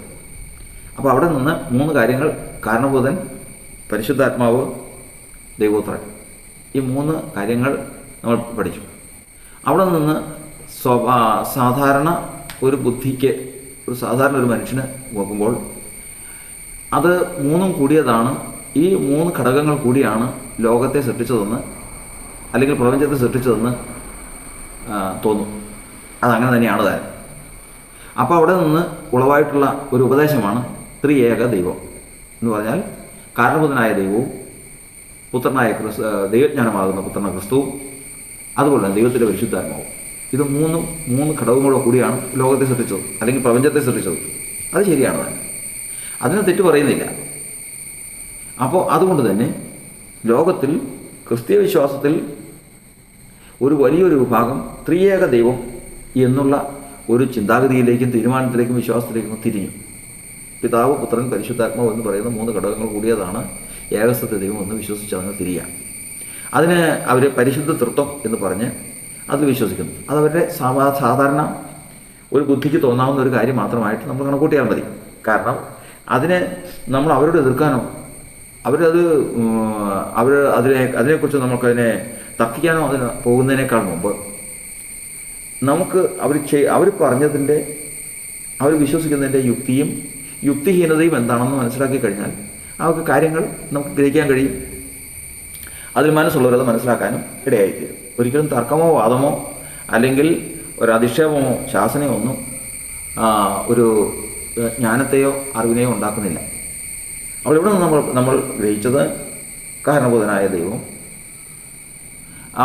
അവനിൽ നിന്ന് ജനിച്ച പുത്രൻ, അവൻ്റെ ആത്മാവും, കാരണഭൂതൻ്റെ ആത്മാവും. ഈ 3 ഘടകങ്ങൾ ഇതാണ് ദൈവത്തിൽ നിന്ന്. ഇത് ഒക്കെ ഉണ്ടെങ്കിലും, പുത്രനെ നമ്മൾ കാണുന്നുണ്ടെങ്കിലും പരിശുദ്ധാത്മാവെന്ന് കാണുന്നുണ്ടെങ്കിലും, ഈ പുത്രനെ ദൈവം എന്ന് വിളിച്ചിട്ടുണ്ട്, പരിശുദ്ധാത്മാവിനെ ദൈവം എന്ന് അറിയിച്ചിട്ടുണ്ട്. എങ്കിലും പിതാവായ ഈ കാരണഭൂതനായ ദൈവം മാത്രമേ ദൈവമായിട്ടുള്ളൂ. ബാക്കിയുള്ളെല്ലാം, എവിടെയെല്ലാം, പലയിടങ്ങളിലും ദൈവമെന്ന് പറഞ്ഞിട്ടുണ്ട്. സ്നേഹം ദൈവമെന്ന് പറഞ്ഞിട്ടുണ്ട്, വെളിച്ചം ദൈവമാണെന്ന് പറഞ്ഞിട്ടുണ്ട്, ദൈവപുത്രനെ ദൈവമെന്ന് വിളിച്ചിട്ടുണ്ട്, പരിശുദ്ധാത്മാവ് ദൈവമെന്ന് പറഞ്ഞിട്ടുണ്ട്. ഇങ്ങനെ പലയിടങ്ങളിലും ദൈവമെന്ന് വിളിച്ചിട്ടുണ്ടെങ്കിൽ അവിടെയെല്ലാം സൂക്ഷിച്ചു നോക്കിക്കഴിഞ്ഞാൽ, അതിലെല്ലാം പരിശോധിച്ചു കഴിഞ്ഞാൽ ഈ കാരണഭൂതൻ്റെ സാന്നിധ്യമാണ് അവരെ ആ ദൈവം എന്ന് വിളിക്കാൻ കാരണം എന്ന് മനസ്സിലാവും. കാരണബോധം ഇല്ലാതെ ഒരാൾ ഈ ഈ കാര്യങ്ങളിൽ ഏതെങ്കിലും പ്രപഞ്ചത്തിൽ ഏതെങ്കിലും ഒന്നിനെ ദൈവം എന്ന് വിളിച്ചിട്ടുണ്ടെങ്കിൽ അത് ഒരിക്കലും നമുക്ക് മനസ്സിലാക്കാവുന്നതല്ല. അത് ഏറ്റവും ഭോഷത്വമാണ്. അതൊരിക്കലും ദൈവത്തിൻ്റെ വചനത്തിനും ദൈവനീതിക്കും നിരക്കുന്നതല്ല. അപ്പോൾ ഒരുതിൻ്റെ സാന്നിധ്യത്തിൽ ഒരു സ്വർണത്തിൻ്റെ അംശവും ചെമ്പിൻ്റെ അംശവും കൂട്ടി ഒരു ആഭരണം ഉണ്ടാക്കി. ആ ആഭരണം ഉണ്ടാക്കി കഴിഞ്ഞാൽ അത് സ്വർണത്തിൻ്റെ അളവ് ഉള്ളത് കൊണ്ട് അതിനെ സ്വർണ്ണമുണ്ട് എന്ന് പറയും. എന്ന് പറഞ്ഞ പോലെ കാരണഭൂതൻ എവിടെയെല്ലാം തൻ്റെ സാന്നിധ്യം അറിയിച്ചിട്ടുണ്ടോ അവിടെയെല്ലാം അത് അവരുടെ ആ സാന്നിധ്യത്തിൽ ദൈവമെന്ന് പറയും. അത് തുടർന്നുള്ള ഭാഗം നമ്മൾ ചിന്തിക്കുമ്പോൾ നമുക്കത് മനസ്സിലാവും. ഇവിടെ നമ്മൾ ഏകസത്യ ദൈവം നമ്മൾ ഇങ്ങനെ കാര്യങ്ങൾ പഠിച്ചു. അപ്പോൾ അവിടെ നിന്ന് ഒരുത്തിരിഞ്ഞ് വന്നൊരു ചോദ്യം, കാരണഭൂതനായ ദൈവം, തൻ്റെ ആത്മാവ്, തൻ്റെ പുത്രൻ, ഇത് 3 ഘടകങ്ങൾ ചിന്തിച്ചു. ഇത് 3 കൂടിയാണ് പ്രപഞ്ചത്തെ സൃഷ്ടിച്ചത്. ശരി. എന്നാൽ ഇത് 3 കൂടിയതാണ് ദൈവമെന്ന് വിശ്വസിക്കുന്നവരോട് കർത്താവിൻ്റെ വചനത്തിലുള്ള യുക്തി ചോദിക്കുന്നത്, പുത്രൻ ഇല്ലെങ്കിൽ കാരണഭൂതനില്ലേ? പരിശുദ്ധാത്മാവ് ഇല്ലെങ്കിൽ കാരണഭൂതനില്ലേ? സംശയം ഉണ്ട്. കാരണഭൂതൻ ഇല്ലെങ്കിൽ പുത്രനുണ്ടോ? ഇല്ല. കാരണഭൂതൻ ഇല്ലെങ്കിൽ പരിശുദ്ധാത്മാവുണ്ടോ? ഇല്ല. അപ്പോൾ ഇത് മുഴുവൻ ചെന്ന് നിൽക്കുന്ന ഏതാ? കാരണഭൂതൻ. അവനാണ് ഏകസത്യദൈവം. അവനിൽ കാണത്തക്കതോ അവനിൽ കേൾക്കത്തക്കതോ അവനിൽ ഗ്രഹിക്കത്തക്കതായ ഒന്നുമില്ല. അവനെ ഗ്രഹിക്കുന്നത് ഇതിൽ കൂടിയാണ്. ഇതിൽ കൂടി പരിശുദ്ധാത്മാവിലും ദൈവപുത്രനായ ക്രിസ്തുവിലും, അതായത് ദൈവജ്ഞാനത്തിൽ കൂടിയാണ് നമുക്ക് ദൈവത്തെ ഗ്രഹിക്കാൻ സാധിക്കും. ഇതാണ് ദൈവത്വത്തെക്കുറിച്ച് നമ്മൾ, ഏകസത്യ ദൈവത്തെക്കുറിച്ച് നമ്മൾ ഗ്രഹിച്ചത് കഴിഞ്ഞ ഭാഗത്ത്. ഇന്ന് ഈ ഭാഗത്ത് നമ്മൾ അടുത്ത ഭാഗത്തേക്ക് കടന്നു. ഐക്യപ്പെട്ടിരിക്കുന്ന യേശു ക്രിസ്തുവിനെയും കൂടെ അറിഞ്ഞാലേ നിത്യജീവൻ പ്രാപിക്കാൻ സാധിക്കും. ഐക്യപ്പെട്ടിരിക്കുന്ന യേശു ക്രിസ്തു ആരാണ്? എങ്ങനെയാണ് അത് സംഭവിച്ചത്? നമ്മൾ ലോകത്തിൽ അനുഭവിച്ചതെന്ത്? അനുഭവിച്ചതെന്ത്? ഈ 2 കാര്യങ്ങളാണ് നമുക്കതിൽ നിന്ന് ചിന്തിക്കാൻ ഉദ്ദേശിക്കുന്നത്. ഐക്യപ്പെട്ടിരിക്കുന്ന യേശു ക്രിസ്തു ആരാണ്? ലോകത്തിൽ വന്ന യേശു എന്ന മനുഷ്യനെ കുറിച്ചാണ് ഇവിടെ നമ്മൾ ചിന്തിക്കുന്നത്. അതിൽ ഒന്നാമത്തെ കാര്യം മറിയയോട് ദൂതൻ പറയുന്ന പ്രകാരമാണ്, കൃപ ലഭിച്ചവളെ നിനക്ക് വന്ദനം, കർത്താവ് നിന്നോടുകൂടെ ഉണ്ട്. കർത്താവ് നിന്നോടുകൂടെ ഉണ്ട്. അപ്പം ദൈവം നിന്നോടുകൂടെ ഉണ്ട്. ഒന്നാമത്. രണ്ടാമത്, ഞാനൊരു പുരുഷനെ അറിയാകിയാൽ ഇതെങ്ങനെ സംഭവിക്കും എന്ന് മറിയ ചോദിച്ചപ്പോൾ പറയുകയാണ്, പരിശുദ്ധാത്മാവ് നിൻ്റെ മേൽ നിഴലിടും. പരിശുദ്ധാത്മാവ് നിൻ്റെ മേൽ വരും. അത്യുന്നതൻ്റെ ശക്തി നിൻ്റെ മേൽ നിഴലിടും. അവിടെ 3 കാര്യങ്ങൾ കാണുകയാണ്. മറിയയോടുകൂടെ കർത്താവുണ്ട്. 1. മറിയയിലെ മേൽ പരിശുദ്ധാത്മാവ് വരും. 2. മറിയയിൽ അത്യുന്നതൻ്റെ ശക്തി നിഴലിടും. 3. ഈ 3 ഭാഗങ്ങൾ, ഈ 3 കാര്യങ്ങൾ വന്നു. അതാണ് നമ്മൾ പ്രപഞ്ചത്തിൻ്റെ സൃഷ്ടിയെക്കുറിച്ച് നമ്മൾ പഠിച്ചല്ലോ. പ്രപഞ്ചത്തിൻ്റെ സൃഷ്ടിക്കും ദൈവപുത്രനും പരിശുദ്ധാത്മാവിനും മുമ്പേ കാരണഭൂതനുണ്ട്. കാരണഭൂതൻ ഈ പ്രപഞ്ചത്തെ സൃഷ്ടിച്ചപ്പോൾ തൻ്റെ ജ്ഞാനം കൊണ്ടും ആത്മാവ് കൊണ്ടും ഈ ലോകത്തെ സൃഷ്ടിച്ചു. അങ്ങനെ കാരണഭൂതനായ പിതാവായ ദൈവം, പുത്രൻ, പരിശുദ്ധാത്മാവ് എന്നീ 3 ഘടകങ്ങൾ സൃഷ്ടിക്കുന്നതിലുണ്ടായിരുന്നു. ഇങ്ങനെ ഉണ്ടെങ്കിൽ തന്നെയും കാരണഭൂതൻ എന്ന് പറയുന്ന ആൾ മാത്രമാണ് ഏകസത്യ ദൈവം. പരിശുദ്ധാത്മാവിനെ ദൈവം എന്ന് പറഞ്ഞിട്ടുണ്ടെങ്കിൽ കാരണഭൂതൻ്റെ സാന്നിധ്യം അതിലുള്ളതുകൊണ്ട് മാത്രമാണ്. പുത്രനെ ദൈവം എന്ന് പറഞ്ഞിട്ടുണ്ടെങ്കിൽ കാരണഭൂതൻ്റെ വെളിപ്പാട് അതിനകത്തുള്ളതുകൊണ്ട് മാത്രമാണ് അതിനെ ദൈവം എന്ന് പറയുന്നത്. ഇല്ലെങ്കിൽ കാരണഭൂതനെ കൂടാതെ ദൈവമില്ല. പുത്രനെ കൂടാതെ ദൈവമുണ്ട്, പരിശുദ്ധാത്മാവിനെ കൂടാതെ ദൈവം ഉണ്ടാകാം. പക്ഷേ കാരണഭൂതനെ കൂടാതെ ഇതൊന്നുമില്ല. ഈ 3 ഘടകങ്ങൾ ഈ ഭൂമിയിലേക്ക് വന്നു എന്നുള്ളതാണ് നമ്മൾ ഗ്രഹിക്കുന്നത്. കാരണം മഹാദൈവവും നമ്മുടെ രക്ഷിതാവുമായ യേശു ക്രിസ്തുവാണ്. ഈ ലോകത്തിൽ വന്നവൻ യേശു ദൈവം തന്നെയാണ്, സംശയമില്ല. കാരണം എന്നെ കണ്ടവൻ പിതാവിനെ കണ്ടിരിക്കുന്നു, ഞാനും പിതാവ് ഒന്നാവുന്നു. അവൻ ദൈവമായ സകലത്തിനു മീതെ വാഴ്ത്തപ്പെട്ടവൻ. ദൈവപുത്രൻ വന്നുവെന്നും സത്യദൈവത്തെ അറിയാൻ നമുക്ക് വിവേകം തന്നുവെന്ന് നാം അറിയുന്നു. അവൻ സത്യദൈവവും നിത്യജീവനുമാകുന്നു മുതലായിട്ടുള്ള കാര്യങ്ങളിൽ നിന്ന് വന്നയാൾ സത്യദൈവം തന്നെയാണ്, അതിന് സംശയമൊന്നുമില്ല. സത്യദൈവം അവനാണെങ്കിൽ, അല്ലെങ്കിൽ അവൻ സത്യദൈവമാണെങ്കിൽ, നമ്മളീ പറഞ്ഞ നമ്മൾ ആദ്യം ചിന്തിച്ച ഏകസത്യദൈവമായി നിന്നെ നീ അയച്ചിരിക്കുന്ന യേശുക്രിസ്തുവിനെ അറിയുന്ന നിത്യജീവനാണെന്ന് പറഞ്ഞത്, നമ്മൾ ആദ്യ ഭാഗം ചിന്തിച്ചത് ഏകസത്യദൈവത്തെ അറിയുന്ന പാഠത്തിൽ നമ്മൾ ചിന്തിച്ചത് പ്രകാരം കാരണഭൂതനായ ദൈവം, അവൻ്റെ ആത്മാവ്, അവൻ്റെ പുത്രൻ, ഈ 3 ഘടകവും യേശുവിലും വന്നിരിക്കണം, അല്ലെങ്കിൽ മറിയയിലും വന്നിരിക്കണം, അല്ലെങ്കിൽ യേശുവിൽ അത് കാണണം. അതെവിടെ കാണണം? അതെവിടെ കാണാൻ സാധിക്കും?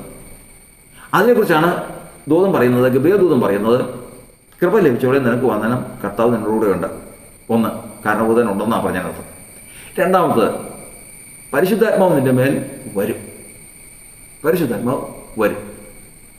അത്യുന്നതൻ്റെ ശക്തി നിൻ്റെ മേൽ നേരിടും. അത്യുന്നതൻ്റെ ശക്തി എന്ന് പറഞ്ഞാൽ ദൈവജ്ഞാനവും ദൈവശക്തിയുമായ ക്രിസ്തു. ദൈവജ്ഞാനം, ദൈവശക്തി, ക്രിസ്തു, ദൈവോത്തരൻ, ദൈവോധനം, ഇതൊക്കെ ഒന്നാണ്. അത്യുന്നതൻ്റെ ശക്തി നിൻ്റെ മേൽ നേരിടും. അതായത് സ്വർഗത്തിൽ സിംഹാസനത്തിലിരിക്കുന്ന ആളാണ് ഈ ദൈവശക്തിയായ ക്രിസ്തു. ആ ക്രിസ്തുവിൻ്റെ നിഴൽ മറിയയിൽ വരും.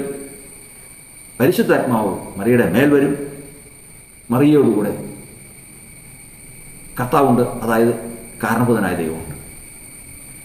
അപ്പോൾ ഇവിടെ നമ്മൾ ചിന്തിക്കുന്നത് വന്നതിൽ ദൈവമാര്? നമ്മളീ പറഞ്ഞ കാര്യങ്ങൾ 3 നമ്മൾ ദൈവമായിട്ട് പഠിക്കുന്നുണ്ടെങ്കിലും നമ്മളൊരു കാര്യം സംശയമില്ലാതെ പഠിച്ചു. കർത്താവ് ഒരുവൻ, ദൈവം ഒരുവൻ, അവൻ കാരണഭൂതനാണ്.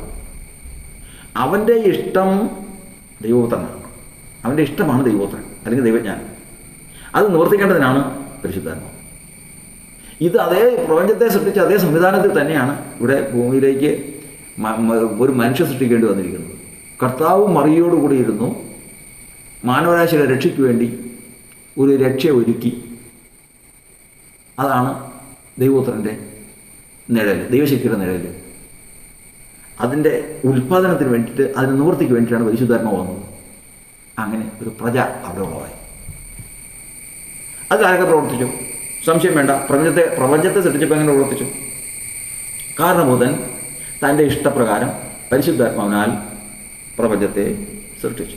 ഉളവായതൊന്നും അവനെ കൂടാതെ ഉളവായതല്ല. അങ്ങനെ സൃഷ്ടിച്ച അതേ സംവിധാനം തന്നെ മറിയയിലും വന്നു. കാരണഭൂതൻ, പരിശുദ്ധാത്മാവ്, സകല മാനവരാശിയുടെ രക്ഷയ്ക്ക് വേണ്ടി ഒരുക്കിയിട്ടുള്ള ദൈവജ്ഞാനം. ഇത് 3 സർവശക്തൻ്റെ നിഴൽ അവിടെ വന്നു. അവിടെ നിന്ന് ഒരു പ്രജ ഉരുവായി തീർന്നു. ഈ പ്രജയാണ് യേശു എന്ന ശിശു. നമുക്കൊരു ശിശു ജനിച്ചിരിക്കുന്നു എന്ന് പറയുന്നത് ഈ ശിശുവിനെയാണ്. ഇത്രയുമാണ് യേശുവിലെ ദൈവഭാഗം. അതായത് യേശുവിനെ ദൈവമാക്കുന്ന ഭാഗങ്ങൾ ഇത്രയുമാണ്. കാരണഭൂതൻ, പരിശുദ്ധാത്മാവ്, അത്യുന്നത ശക്തിയുടെ നിഴൽ. ഇത് 3. ഇത് 3 ഒരു യേശുവിനെ ദൈവമാക്കുന്നത്. എന്നാൽ നമുക്കിവിടെ പ്രത്യക്ഷമായിരിക്കുന്ന ഈ ആളെ നമ്മൾ വിഭാഗിച്ച് ചിന്തിക്കുക. അങ്ങനെ വിഭാഗിച്ച് ചിന്തിക്കുന്നത് എന്തിനെന്ന് ചോദിച്ചു കഴിഞ്ഞാൽ, ഒരു വചനപ്രകാരം എഴുതിയിട്ടുണ്ട്. എബ്രായ ലേഖനത്തിൽ ഇപ്രകാരം എഴുതിയിരിക്കുന്നു: ജനത്തിൻ്റെ പാപങ്ങൾക്ക് പ്രായശ്ചിത്തം വരുത്തുവാൻ അവൻ കരുണയുള്ളവനും ദൈവകാര്യത്തിൽ വിശ്വസ്ത മഹാപുരോഹിതനും ആകേണ്ടതിന് സകലത്തിലും തൻ്റെ സഹോദരന്മാരുടെ സദസ്യനായി തീരുവാൻ ആവശ്യമായിരുന്നു. യേശു ശിഷ്യന്മാരെയാണ് സഹോദരന്മാരെന്ന് വിളിച്ചത്. അത് വ്യവസ്ഥയുണ്ട്. ഈ സഹോദരന്മാരെ, പത്രോസ് സഹോദരനാണ്, യോഹന്നാൻ സഹോദരനാണ്, ശിഷ്യന്മാരുടെ സഹോദരന്മാരാണ്. ഈ സഹോദരന്മാരോട് സകലത്തിലും തുല്യനായിരുന്നു. അപ്പോൾ അവിടെ നിന്ന് നമ്മൾ പഠിക്കുന്നത്, ഒരു സഹോദരനെ എടുക്കുക. ആദ്യം സഹോദരനെ എടുത്തു കഴിഞ്ഞാൽ ഇപ്പോൾ നമ്മൾ പറഞ്ഞതനുസരിച്ച് സഹോദരന്മാരുടെ സദൃശൻ എന്ന് പറഞ്ഞാൽ സഹോദരന്മാരെ പഠിച്ച ആ ഭാഗങ്ങൾ യേശുവിനുണ്ടെന്ന്. പാവമില്ല, പാപം ഒഴികെ സകലത്തിലും നമുക്ക് തുല്യനായി പരീക്ഷിക്കപ്പെട്ടവനാണ്. ഇവിടെ നമ്മൾ വന്നവനെ നോക്കുമ്പോൾ അവന് ശരീരമുണ്ട്, രക്തമുണ്ട്, ആത്മാവുണ്ട്, മനസ്സുണ്ട്. ഈ 4 കാര്യങ്ങൾ ഉള്ള ഒരു വ്യക്തിയെ ശരീരത്തെ കണ്ടു, രക്തത്തെ ജീവനായിട്ട് കണ്ടു, മനസ്സിനെ അറിവ് പുറപ്പെടുവിക്കുന്നതായിട്ട് അവനിൽ നിന്ന് പുറപ്പെട്ട സൽസ്വഭാവമായിട്ട് കണ്ടു, അനുഭവിച്ചു. അതുപോലെ തന്നെ അവൻ്റെ ആത്മാവിൻ്റെ സാന്നിധ്യത്തിൽ അവൻ ജീവിച്ചു. ഇത്രയും കാര്യങ്ങൾ യേശു എന്ന മനുഷ്യനിൽ നാം കാണുകയാണ്. അപ്പോൾ നമ്മൾ ഏകസത്യ ദൈവത്തെ ഗ്രഹിച്ചു, അവിടുന്ന് പുറപ്പെട്ടു വന്ന യേശുവിനെ നമ്മൾ ഗ്രഹിച്ചു, യേശുവിൻ്റെ ദൈവത്വ ഭാഗം നമ്മൾ മനസ്സിലാക്കി. അതിൽ നിന്നുണ്ടായിട്ടുള്ള മനുഷ്യനെയാണ് ഇപ്പോൾ ചിന്തിക്കുന്നത്. ഈ മനുഷ്യനെ നമ്മൾ ചിന്തിക്കുന്നതിൻ്റെ ആധാരം വചനത്തിൽ പ്രകാരം എഴുതിയിരിക്കുന്നു. സകലത്തിലും തൻ്റെ സഹോദരന്മാരുടെ സദസ്യനാകാൻ ആവശ്യമായിരുന്നു. സഹോദരനെ സംബന്ധിച്ചിടത്തോളം, ഒരു മനുഷ്യനെ സംബന്ധിച്ചിടത്തോളം അവനുള്ളതാണ് ശരീരം, രക്തം, മനസ്സ്, ആത്മാവ്. ഈ 4 ഭാഗങ്ങളുണ്ട്. ഈ 4 ഭാഗങ്ങൾ അവൻ എന്ന മനുഷ്യനാണ്. ഈ 4 ഭാഗങ്ങൾ ഓരോന്നായി ചിന്തിക്കുമ്പോൾ ശരീരം എങ്ങനെയുണ്ടായി? സംശയമൊന്നും വേണ്ട. ശരീരം എങ്ങനെയുണ്ടായി? വചനം മാംസമായി തീർന്നെന്നാണ്. വചനം മാംസമായി തീർന്നു എന്ന് പറഞ്ഞു കഴിഞ്ഞാൽ ദൈവവചനം മാംസമായി തീരുന്നതിന് പല വ്യവസ്ഥകളുണ്ട്. ഉളവാകട്ടെ എന്ന് കർത്താവ് പറഞ്ഞപ്പോൾ ഉളവായി. ഇപ്പോഴും നടക്കുന്ന കാര്യമാണ്. കർത്താവിൻ്റെ നാമത്തിൽ രോഗികളെ സൗഖ്യമാക്കുമ്പോൾ ഇല്ലാതിരുന്ന കാല്, ഇല്ലാതിരുന്ന വിരൽ ഉണ്ടായ ചരിത്രം, നീളം കുറഞ്ഞ കാല് നീളം തികഞ്ഞത്, ഇല്ലാതിരുന്ന അവയവം ഉണ്ടായി വന്നത്, കുരുടനായവൻ കണ്ണു തുറന്ന് കണ്ണുണ്ടായത്, ഇതൊക്കെ നമ്മൾ കാണുന്നതാണ്. അതൊക്കെ വചനത്തിൽ ഇത് നിവൃത്തിയാണ്. അപ്പോൾ യഹോസ്കേൽ പ്രവചിച്ചപ്പോൾ അവിടെ അസ്ഥിയോട് വന്നിയോ, കാറ്റിനോട് പ്രവചിച്ചപ്പോൾ കാറ്റ് വന്ന് ജീവൻ നൽകി. ഇതൊക്കെ നമ്മൾ ഗ്രഹിക്കുന്നത്, അതൊക്കെ വചനം പ്രകൃതിയിൽ പ്രവർത്തിച്ച കാര്യങ്ങളാണ്. പക്ഷെ ഇവിടെ എഴുതിയിരിക്കുന്നത് വചനം മാംസമായി തീർന്നു നമ്മൾ പഠിക്കുമ്പോൾ, വചനം നമ്മുടെ ബുദ്ധിക്ക് അതീതമായി അല്ലെങ്കിൽ ലോകത്തിൻ്റെ നിയമങ്ങൾക്ക് അതീതമായി ആ വചനത്തിൻ്റെ ശക്തിയാൽ, വചനത്തിൻ്റെ ആത്മാവിൻ്റെ ശക്തിയാൽ മാംസം ഉളവായി തീർന്നു എന്നുള്ളതല്ല നമ്മൾ പഠിക്കുന്നത്. അവൻ വിശന്നിട്ടുണ്ട്, ഭക്ഷണം കഴിച്ചിട്ടുണ്ട്, ആ ഭക്ഷണത്താൽ വളർന്നിട്ടുണ്ട്, തൈരും തേനും കൊണ്ട് ഉപജീവിച്ചെന്ന് എഴുതിയിട്ടുണ്ട്. ഇങ്ങനെയുള്ള കാര്യങ്ങളെല്ലാം അവൻ്റെ ജീവിതത്തിൽ സംഭവിച്ചിട്ടുള്ളതാണ്. അപ്പോൾ പിന്നെ വചനം മാംസമായി തീർന്നു. വചനമാണോ മാംസമായി തീർന്നത്? ഭക്ഷണമാണോ മാംസമായി തീർന്നത്? മൂലപദാർത്ഥങ്ങൾ നമുക്കറിയാം. അതായത് നമ്മൾ പൊതുവെ ജാതികളുടെ ഇടയിൽ പഞ്ചഭൂതങ്ങൾ എന്ന് പറയും. പഞ്ചഭൂതം എന്ന് പറഞ്ഞു കഴിഞ്ഞാൽ അഗ്നി, ആകാശം, വായു, ഭൂമി, ജലം, ഈ 4 പേർ. ഈ 5 ഘടകങ്ങളാണ് ഈ ലോകത്തുള്ള ഏത് വസ്തു. അത് നമ്മൾ പഠിച്ചിട്ടുണ്ട്. നമ്മുടെ മനുഷ്യരുടെ ശരീരത്തിൻ്റെ കാര്യം അങ്ങനെ തന്നെയാണ്. ഈ 5 ഭാഗങ്ങൾ, ഈ 5 ഘടകങ്ങൾ യേശുവിൻ്റെ ശരീരത്തിലേക്ക് ചേരാൻ ഭക്ഷണം കഴിച്ചോന്ന് ചോദിച്ചാൽ ഭക്ഷണം കഴിച്ചത് തന്നെയാണ്. അപ്പോൾ കഴിച്ച ഭക്ഷണം, ശരീരം ആ പറഞ്ഞ ഭക്ഷണം തന്നെയാണ്. പിന്നെ വചനം മാംസമായി തീർന്നു പറഞ്ഞാൽ എങ്ങനെയാണ്? പിന്നെ വചനം മാംസമായി തീർന്നു, വേർഡ് ബിക്കെയിം ഫ്ലെഷ് എന്ന് എഴുതിയിരിക്കുന്നത് എന്തുകൊണ്ടാണ്? 2 കൊരിന്ത്യർ ലേഖനം 15-ാം അധ്യായത്തിൻ്റെ 3-ാം വാക്യത്തിൽ എഴുതിയിരിക്കുന്നത്, ക്രിസ്തു നമ്മുടെ പാപങ്ങൾക്ക് വേണ്ടി തിരുവെഴുത്തുകളിൻ പ്രകാരം മരിച്ച് അടക്കപ്പെട്ട് തിരുവെഴുത്തുകളിൻ പ്രകാരം 3 നാൾ ഉയർത്തെഴുന്നേറ്റ് കേഫാവിനും പിന്നെ 12 പ്രത്യക്ഷനായി. അതായത് സമാഗമന കൂടാരം നിർമ്മിച്ചു. എങ്ങനെ നിർമ്മിച്ചു? സമാഗമന കൂടാരം ദൈവത്തിൻ്റെ വചനത്തിൻ്റെ നിവൃത്തിയാണ്. സമാഗമന കൂടാരം എങ്ങനെ നിർമ്മിച്ചു?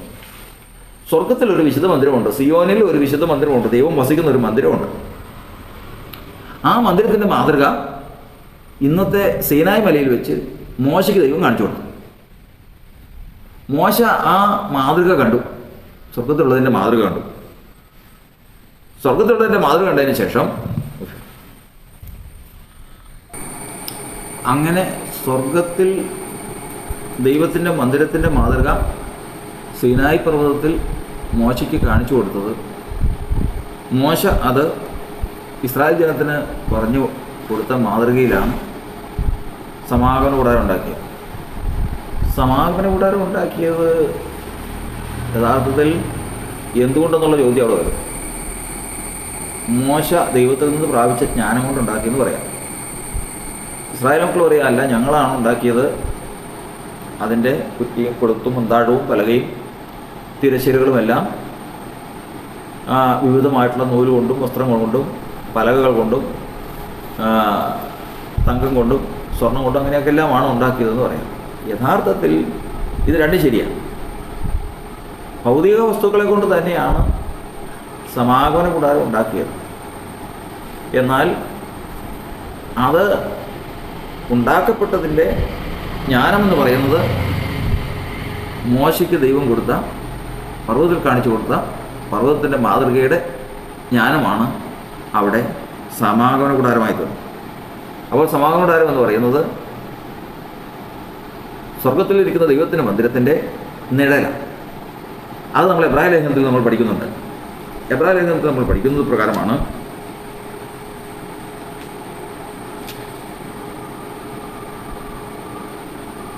ക്രിസ്തു വരുവാനുള്ള നന്മകളുടെ മഹാപുരോഹിതനായി വന്നിട്ട് കൈപ്പണിയല്ലാത്തതായി, എന്ന് വെച്ചാൽ ഈ സൃഷ്ടിയിൽ ഉൾപ്പെടാത്തതായി വലിപ്പവും തെകവുമേറിയ കൂടാരത്തിൽ കൂടി ആട്ടുകൊറ്റന്മാരുടെയും പശുക്കിടാക്കളുടെയും രക്തത്താലല്ല, സ്വന്തം രക്തത്താൽ തന്നെ ഒരിക്കലായിട്ട് വിശുദ്ധ മന്ദിരത്തിൽ പ്രവേശിച്ച് എന്നേക്കുമുള്ളൊരു വീണ്ടെടുപ്പ് സാധിപ്പിച്ചു.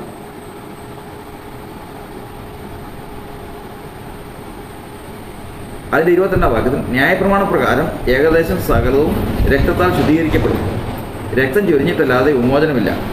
ആകയാൽ സ്വർഗത്തിലുള്ളവയുടെ പ്രതിബിംബങ്ങളെ ഇവയാൽ ശുദ്ധമാക്കുക ആവശ്യം. സ്വർഗീയമായേക്കോ ഇവയേക്കാൾ നല്ല യാഗങ്ങൾ ആവശ്യം. ക്രിസ്തുവോ വാസ്തവമായതിൻ്റെ പ്രതിബിംബമായി കൈപ്പണിയായ വിശുദ്ധ മന്ദിരത്തിലേക്കല്ല, ഇപ്പോൾ നമുക്ക് വേണ്ടി ദൈവസന്നിധിയിൽ പ്രത്യക്ഷനാകാൻ സ്വർഗത്തിലേക്കത്രേ പ്രവേശിച്ചത്. സ്വർഗീയമായതിൻ്റെ നിഴലായി, സ്വർഗീയ മന്ദിരത്തിൻ്റെ നിഴലായി സമാഗമന കൂടാരം ഉയർന്നു. ആ ഉയർന്നതിൻ്റെ ആധാരം രണ്ട് ഭാഗങ്ങളായിട്ടാണ്. ഒന്ന് ഭൗതിക വസ്തുക്കളും, ഒന്ന് ദൈവം മോശയ്ക്ക് കൊടുത്ത ജ്ഞാനം. ഇത് രണ്ടും പറയാം. ദൈവത്തിൻ്റെ വചനത്തിൻ്റെ നിവൃത്തിയാണ് സമാഗമന കൂടാരം എന്ന് പറയാം. കാരണം കർത്താവ് പറഞ്ഞു, ഞാൻ നിനക്ക് കാണിച്ചു തന്ന മാതൃകപ്രകാരം ഒക്കെയും അത് ചെയ്യാൻ നോക്കുക, അതിനകത്ത് അപ്പുറത്തേക്ക് മാറാൻ പാടില്ല. അപ്പോൾ കർത്താവ് കൊടുത്ത വചനത്തിൻ്റെ നിവൃത്തിയാണ് സമാഗമന കൂടാരം എന്ന് പറയാം. മറ്റൊന്ന് ഇപ്രകാരം പറയാം, അതായത് ഭൗതിക വസ്തുക്കൾ കൊണ്ട് ഉണ്ടാക്കിയതാണ് സമാഗമന കൂടാരം എന്ന് പറയാം. ഇത് രണ്ടും ശരിയാണ്. ഇതുപോലെ യേശു തിരുവെഴുത്തുകളിൻ പ്രകാരം ജനിച്ചു, വചനം മാംസമായി തീർന്നു പറഞ്ഞു കഴിഞ്ഞാൽ, ഇതാ ഒരു ശരീരം നീ എനിക്കായി ഒരുക്കിയിരിക്കുന്നു. തിരുവെഴുത്തുകളിൽ പ്രവാചകന്മാർ മുഖാന്തരം കർത്താവ് അരുളി ചെയ്ത വചനം, നീതിമാനായ ഒരുവൻ്റെ മുൻവരവ്, അതിനെ കണ്ടുകൊണ്ട് ആ വരാനിരിക്കുന്ന ക്രിസ്തുവിൻ്റെ യാഗത്തെ കണ്ടുകൊണ്ട് യാഗം കഴിച്ച ഹാബേൽ തുടങ്ങിയ നീതിമാന്മാർ, യാഗം കഴിച്ച് നിയമം ചെയ്ത വിശുദ്ധന്മാർ, അവരൊക്കെയും ഈ സമയത്ത് ഈ സ്വർഗീയമായതിൻ്റെ വരാനിരിക്കുന്ന ക്രിസ്തുവിൻ്റെ ക്രിസ്തുവിനെ മുന്നിൽ കണ്ടുകൊണ്ട് യാഗം കഴിച്ചവരാണ്. ഇത് സ്വർഗീയമായതിൻ്റെ നിഴലിലും ദൃഷ്ടാന്തത്തിലുമാണ് അവർ ശുശ്രൂഷ ചെയ്തു പോകുന്നത്. അതുകൊണ്ട് അവിടെ നമ്മൾ പഠിക്കുന്നത്, ക്രിസ്തു യേശു പഴയ നിയമത്തിൽ കർത്താവ് നീതിമാന്റെ വരവിനെക്കുറിച്ച്, മശിഹായുടെ വരവിനെക്കുറിച്ച് മുന്നറിയിച്ചതിന് പ്രകാരം കന്യക ഗർഭിണിയായ ഒരു മകനെ പ്രസവിക്കും,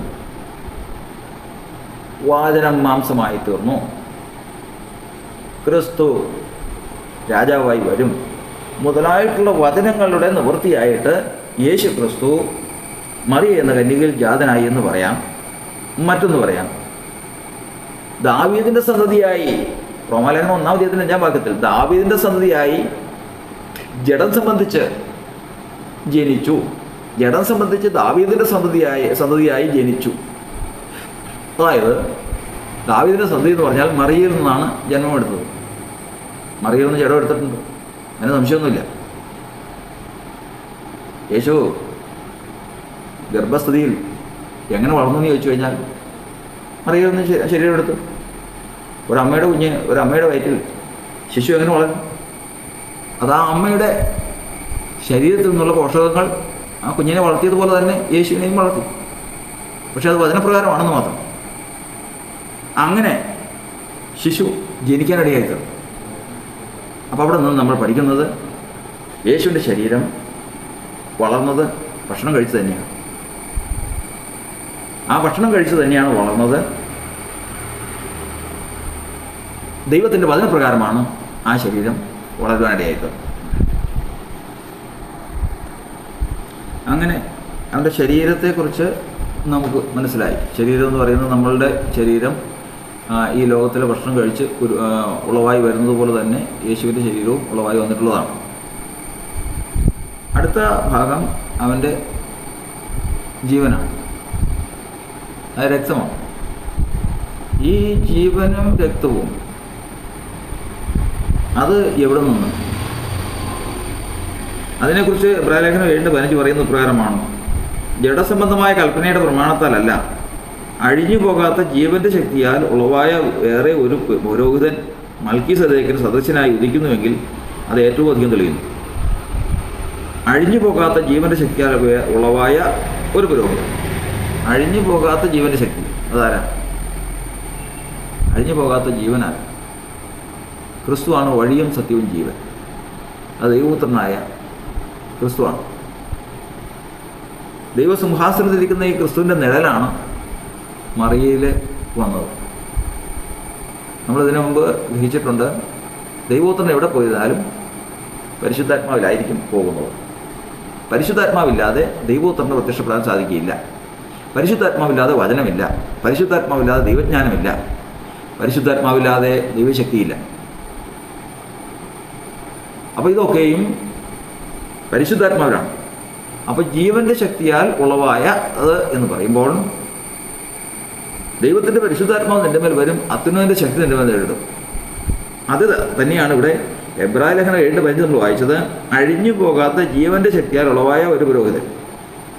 അഴിഞ്ഞു പോകാത്ത ജീവൻ്റെ ശക്തി, അതിനാൽ ഉളവായ ഒരു പുരോഹിതനാണ് യേശു. അപ്പോൾ പരിശുദ്ധാത്മാവ് വരും, നിൻ്റെ മേൽ വരും, അത്യുന്നതൻ്റെ ശക്തി നിൻ്റെ മേൽ നേരിടും. അപ്പോൾ യേശുവിൻ്റെ ജീവൻ എന്ന് പറയുന്നത് ദൈവപുത്രനായ ക്രിസ്തുവിൻ്റെ ജീവനാണ്. അത് കൊണ്ടുവന്നത് പരിശുദ്ധാത്മാവാണ്, ജീവിപ്പിക്കുന്ന ആത്മാവാണ്. പരിശുദ്ധാത്മാവ് ജീവിപ്പിക്കുന്ന ആത്മാവായി ക്രിസ്തുവിൽ വസിച്ചു. അപ്പോൾ അവൻ്റെ ശരീരത്തെ സംബന്ധിച്ചും അവൻ്റെ ജീവനെ സംബന്ധിച്ചും അവൻ്റെ മനുഷ്യാത്മാവിനെ സംബന്ധിച്ചും നമ്മൾ ഗ്രഹിക്കാനിടയായിട്ട്. അടുത്തതാണ് അവൻ്റെ മനസ്സ്. മനസ്സ് എന്തുകൊണ്ടുണ്ടാകുന്നു? മനസ്സ് എങ്ങനെയാണ് ഉളവാകുന്നത്? നമ്മൾ യോബിൻ്റെ പുസ്തകം 38-ാം അധ്യായത്തിൽ അതിൻ്റെ 36-ാം വാക്യത്തിൽ അന്തരംഗത്തിൽ ജ്ഞാനത്തെ വെച്ചവനാണ്, മനസ്സിന് വിവേകം കൊടുത്തവനാണ്. ഒരു മനുഷ്യൻ്റെ ഉള്ളിൽ മനസ്സ് വളർന്നു വരുന്നത് ജ്ഞാനത്താലും വചനത്താലുമാണ്. ഒരു ജ്ഞാനമാണ് ഒരു മനുഷ്യൻ്റെ മാനസിക വളർച്ച ഉണ്ടാക്കുന്നത്. മനസ്സിൻ്റെ ആരംഭവും അതിൻ്റെ അവസാനവും ജ്ഞാനത്തിൻ്റെ ആരംഭം മുതലാണ്. ഈ ജ്ഞാനം എവിടെ നിന്ന് യേശുവിന് വന്നു? താൻ്റെ വചനത്തിൽ നമ്മൾ പഠിക്കുന്നത് അവനിൽ വസിച്ച ദൈവത്തിൻ്റെ പരിശുദ്ധാത്മാവ് അവന് കൊടുത്ത ജ്ഞാനമാണ് അവനുണ്ടായിരുന്നത് എന്ന് നാം ഗ്രഹിച്ചു.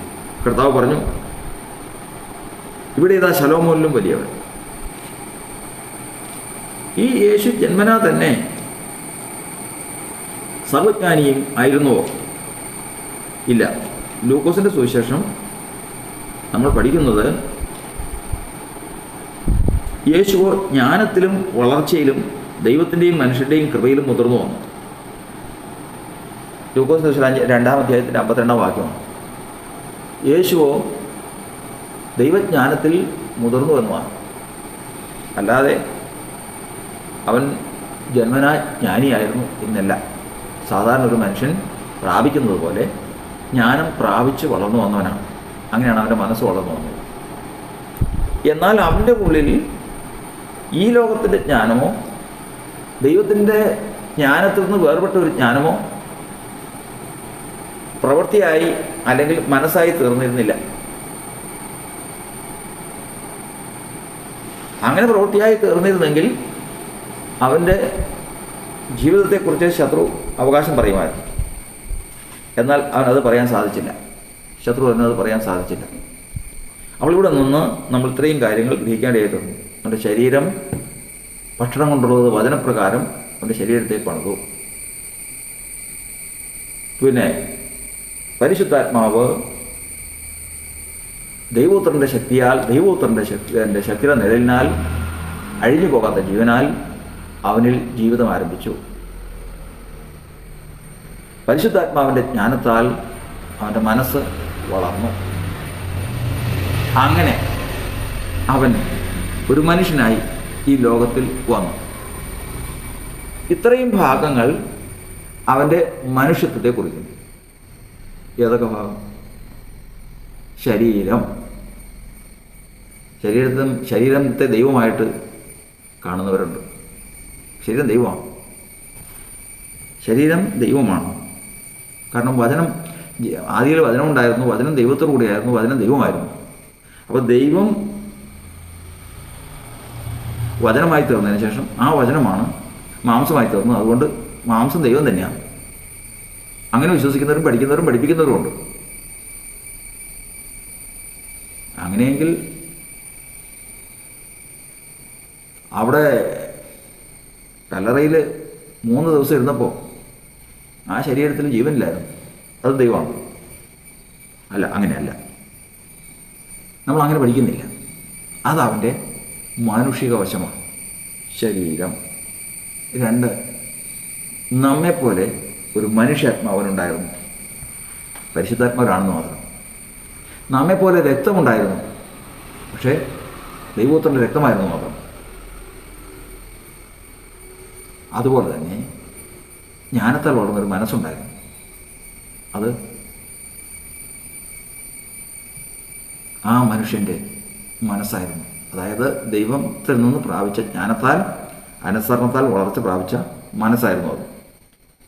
ഇത്രയും കാര്യങ്ങൾക്ക് നമുക്കവിടെ വേദപുസ്തകത്തിൽ നോക്കിക്കഴിഞ്ഞാൽ ക്ഷീണം വരുന്നതായിട്ട് കാണാം. ഏതിനൊക്കെ? ശരീരം. അവൻ്റെ ശരീരം വിശന്നതും, അല്ലെങ്കിൽ അവൻ്റെ ശരീരം ബലഹീനമായി, ക്രൂശ് വഹിക്കാൻ സാധിക്കാതെ വണ്ണം ബലഹീനമായി പ്രയാസപ്പെട്ടു. അതുപോലെ തന്നെ അവൻ്റെ ജീവൻ അവിടെ നിന്ന്, ശരീരത്തിൽ നിന്ന് അറ്റുപോയി. ശരീരത്തിൽ നിന്ന് വേർപെടുന്ന അവസ്ഥയിലേക്ക് വന്നു. മറ്റൊന്ന്, നാളും നാഴികയും സംബന്ധിച്ചോ പിതാവില്ലാതെ പുത്രനും കൂടെ അറിയുന്നില്ല. പുത്രൻ്റെ, ഒരു മനുഷ്യൻ്റെ അറിവ് ഒരാളോട് ചോദിച്ചു കഴിഞ്ഞാൽ ആ ആളുടെ ഏത് ഭാഗമാണ് അറിവിനെ പുറപ്പെടുവിക്കുന്നത്? മനസ്സാണ്. അവൻ്റെ മനസ്സിലില്ല. അപ്പോൾ അവൻ ദൈവം എന്ന് പറയുന്ന നിലയിലല്ല അവൻ അറിവില്ലാത്തത്, അവൻ്റെ മനസ്സിനാണ് അറിവില്ലാത്തത്. ക്ഷീണിച്ചത് ദൈവമല്ല, ശരീരമാണ് ക്ഷീണിച്ചത്. വാർന്നൊലിച്ചു പോയത് ദൈവത്തിൻ്റെ രക്തമല്ല, മനുഷ്യൻ്റെ രക്തമാണ്. ഇത്രയും കാര്യങ്ങളാൽ അവൻ മനുഷ്യനാണ്. ദൈവത്തിൻ്റെ വചനപ്രകാരം അവനിൽ നാം ആദ്യം പറഞ്ഞ 3 ഘടകങ്ങളുണ്ടായിരുന്നു. ഏതൊക്കെ? കാരണഭൂതൻ, പരിശുദ്ധാത്മാവ്, ദൈവശക്തിയുടെ നിഴൽ, ദൈവജ്ഞാനം. ഇത് അവനിൽ വസിച്ചു. ആ ഭാഗത്തിനൊരു മാറ്റം വന്നിട്ടില്ല, അതിനൊരു ക്ഷീണവും വന്നിട്ടില്ല. മരിച്ചിട്ട് ഉയർത്തെഴുന്നേൽക്കുകയിൽ ദൈവപുത്രനെ ശക്തിയോടെ നിർണ്ണയിച്ചു എന്നാണ് വർത്താനം. അതിന് റോമാലേഖനം 1-5 ഭാഗത്തിൽ എഴുതിയിരിക്കുന്നു. അങ്ങനെ അവൻ മരിച്ചവിടെ നിന്ന് ഉയർത്തെഴുന്നേൽക്കും. ഇവിടെ നോക്കുമ്പോൾ ഇവിടെ നമ്മൾ ചിന്തിക്കുന്നത്, ഇവനെ മഹാദൈവമായി കാണുന്നതിന് തടസ്സമെന്ന് പറയുന്നത്, 1 അവൻ്റെ അറിവ്, 2 അവൻ്റെ ശക്തി, മൂന്നാമത്തത് അവൻ്റെ മരണം. ഇങ്ങനെ അവൻ്റെ ദൈവത്വത്തെ അംഗീകരിക്കാൻ തടസ്സമുള്ള കാര്യങ്ങൾ, കുറേ കാര്യങ്ങളുണ്ട്. അതെന്തുകൊണ്ടെന്ന് ഇത് നോക്കി കണ്ടുപിടിക്കണം. ഈ കാര്യങ്ങൾ നോക്കി നമ്മൾ അറിയണം. അറിയുമ്പോൾ ഒരു കാര്യം മനസ്സിലാക്കാം. അറിയുമ്പോൾ നമുക്കൊരു കാര്യം മനസ്സിലാകും. അവന് സാധ്യമായതും അവന് അസാധ്യമായതുമായ കാര്യങ്ങൾ നമ്മൾ മനസ്സിലാക്കുമ്പോൾ ഒരു കാര്യം നമുക്കറിയാം. ആ കണ്ട മനുഷ്യൻ സകലത്തിലും തൻ്റെ സഹോദരന്മാരോട് സദൃശനാണ്. അവൻ, കർത്താവിൻ്റെ വചനം നമ്മെ പഠിപ്പിക്കുന്നത്, യഹോവയായ ദൈവം 40 വർഷം ഇസ്രായേലിൻ്റെ സ്വഭാവത്തെ സഹിച്ചു എന്ന യഹോവയായ ദൈവം ഇസ്രായേലിനെ സഹിച്ച കാര്യം പറയുക. എന്നാൽ ഇവിടെ യേശുവിനെ കുറിച്ച് എഴുതിയിരിക്കുകയാണ്, അവൻ ക്രൂശിനെ സഹിച്ചു. യഹോവയായ ദൈവം ഇസ്രായേലിനെ സഹിച്ച ദൈവം തന്നെയാണോ ഈ ക്രൂശിനെ സഹിച്ചത്? യഹോവയായ ദൈവം തന്നെയാണ് ക്രൂശിനെ സഹിച്ചെങ്കിൽ ഇതാണ് സാത്താൻ്റെയും മനുഷ്യന് ഇത് ഇങ്ങനെ ഗ്രഹിക്കണം എന്നാണ് സാത്താനും ആഗ്രഹിക്കുന്നത്. കാരണം യഹോവയായ ദൈവം അവനെന്താ സഹിക്കാൻ പറ്റാതെ? ഈ ലോകത്തെ വഹിക്കുന്നവന് ക്രൂശിനെ സഹിക്കുക എന്ന് പറഞ്ഞാൽ പ്രയാസമുള്ള കാര്യമാണ്. അത് അവിടെ തെറ്റിയെന്നാണ്. ആളല്ല ഇത് സഹിച്ചത്. ഇവിടെ സഹിച്ചത് ആ നിഷ്കളങ്കനായ ഒരു മനുഷ്യനാണ്. ഏകസത്യ ദൈവം എടുത്ത വേഷമാണ്. ഏകസത്യ ദൈവം അയച്ച ക്രിസ്തുവാണ്. ആ ക്രിസ്തുവാണ് ഇത് സഹിച്ചത്. അവിടെ നിന്ന് നമുക്കൊരു കാര്യം മനസ്സിലാക്കുന്നത്, ഇസ്രായേലിനെ സഹിച്ചവൻ യേശുവിലുള്ള ഏകസത്യ ദൈവം, നമ്മൾ ആദ്യം പറഞ്ഞ 3 ഘടകം. ക്രൂശിനെ സഹിച്ചവൻ ഈ നിഷ്കളങ്ക മനുഷ്യൻ. ഇത് രണ്ടും അപ്രകാരം ഗ്രഹിക്കാതെ ഇത് രണ്ടും ഗ്രഹിച്ച് ഒരാളാന്ന് പറഞ്ഞു കഴിഞ്ഞാൽ നമുക്ക് 3 അല്ല 30 ആണി അടിക്കട്ടെ, അവനെ പിച്ച് ചിന്തി കളയട്ടെ, അവൻ ദൈവമല്ല. അവനാർക്കും ചെയ്യാൻ കഴിയും. അവൻ്റെ ത്യാഗത്തെ തുച്ഛീകരിക്കുകയും ലഘൂകരിക്കുകയും ചെയ്യുന്ന ഉപദേശങ്ങൾ കൊണ്ട് ലോകം നിറഞ്ഞിരിക്കുന്നു എന്ന് അറിഞ്ഞു വേണം ഇന്ന് നമ്മൾ കേൾക്കുന്നതും കാണുന്നതും വിശ്വസിക്കാൻ. ഇല്ല എങ്കിൽ അവൻ ആ പങ്കപ്പാട് പെട്ടതും നമുക്ക് വേണ്ടി തകർന്നതും എല്ലാം ദൈവമല്ലേ? അവൻ സാധ്യമല്ല. ഞാൻ സകല ജലത്തിൻ്റെ ദൈവമായ യഹോവയാകുന്നു, എന്നാൽ കഴിയാത്ത വല്ല കാര്യമുണ്ടോ? അത് ശരിയാ. വിലാപ്പുറത്ത് കുന്തം കൊണ്ട് കുത്തി സഹിക്കാം, കാരണം ദൈവമല്ലേ. ആ ഉപദേശം ദൈവികമല്ല. ആ ഉപദേശം ദൈവത്തിൽ നിന്നുള്ളതല്ല. ദൈവത്തിൽ നിന്നുള്ള ഉപദേശം എന്ന് പറയുന്നത് ഇതാ, നമ്മെപ്പോലെ ഒരു മനുഷ്യൻ, പാപമില്ല, നിഷ്കളങ്കൻ, നിർമ്മലൻ, പവിത്രൻ, പാപികളോട് വേർപെട്ടവൻ, അങ്ങനെ ഒരു മനുഷ്യൻ ഒരു കുഞ്ഞിൻ്റെ ശരീരത്തിൽ ഒരു ഈർക്കിലി കൊണ്ട് ഒരു അടിയടിച്ചാൽ, നമ്മുടെ ശരീരത്തിൽ ഒരു അടിയടിച്ചാൽ എന്ത് വ്യത്യാസം വരും? ഭ്രാന്തൻ്റെ ശരീരത്തിൽ ഒരു അടിയടിച്ചാൽ, മദ്യപിച്ച് വരുന്നവൻ്റെ ശരീരത്തിൽ ഒരു അടിയടിച്ചാൽ എന്ത് വ്യത്യാസം വരും? ഭ്രാന്തൻ തന്നെ അടിക്കും, മദ്യപിച്ചവൻ തന്നെ ഉപദ്രവിക്കും. ലോകത്തിലൊരു മനുഷ്യൻ വേദന സഹിക്കും, അടിയും സഹിക്കും. ഒരു ശിശു ഒരു ഈർക്കിലും അടിച്ചു കഴിഞ്ഞാൽ അപ്പോൾ അവൻ്റെ ശരീരം അങ്ങനെയാണ്, അവൻ്റെ മനസ്സും അങ്ങനെയാണ്, നിഷ്കളങ്കമാണ്. അങ്ങനെയെങ്കിൽ പാപമില്ലാത്ത ദൈവത്തിൻ്റെ പരിശുദ്ധാത്മാവുള്ളവായ ആ നിഷ്കളങ്കരായ മനുഷ്യൻ എന്തനുഭവിച്ചിരിക്കും? അവൻ്റെ ത്യാഗത്തിൻ്റെ ആഴം അത് ഗ്രഹിക്കാൻ കഴിവുള്ളവന് നിത്യജീവൻ ഉണ്ടെന്നാണ് പറയുന്നത്. അതുകൊണ്ടാണ് കർത്താവ് പറഞ്ഞിരിക്കുന്നത്, ഏകസത്യമായി നിന്നെയും നീ അയച്ചിരിക്കുന്ന യേശുക്രിസ്തുവിനെ അറിയുന്നതിന് നിത്യജീവനാകുന്നു. ഇത് ഒരിക്കലും അറിയാതെ നിത്യജീവനിൽ നിന്ന് അകറ്റിക്കളയാനാണ് അവൻ സഹിച്ചതിനെ തുച്ഛീകരിക്കുന്ന, ലഘൂകരിക്കുന്ന, ഇല്ലാതാക്കുന്ന ഉപദേശങ്ങൾ ലോകത്തുള്ളപ്പോൾ ഇതാ നിത്യജീവനെ പ്രാപിപ്പാൻ ഒരു വഴി കർത്താവ് നമുക്ക് തന്നിരിക്കുന്നു. ഏകസത്യ ദൈവമായ നിന്നെയും നീ അയച്ചിരിക്കുന്ന യേശുക്രിസ്തുവിനെയും അറിയുന്നത് നിത്യജീവനാകും. നിത്യജീവനാകുന്നു. ആ നിത്യജീവനെ വ്യവസ്ഥ പ്രകാരം പ്രാപിപ്പാൻ കർത്താവ് നമുക്ക് കൃപ തരട്ടെ. ഇനി ഇതിൽ നിന്നുണ്ടാകുന്ന തുടർന്നുള്ള ചില ചോദ്യങ്ങളും സംശയങ്ങളും ഉണ്ട്. അതുകൂടി മാത്രമേ ഈ പഠനം തീരുന്നുള്ളൂ. അത് നമുക്ക് അടുത്ത വീഡിയോയിൽ ചിന്തിക്കാം.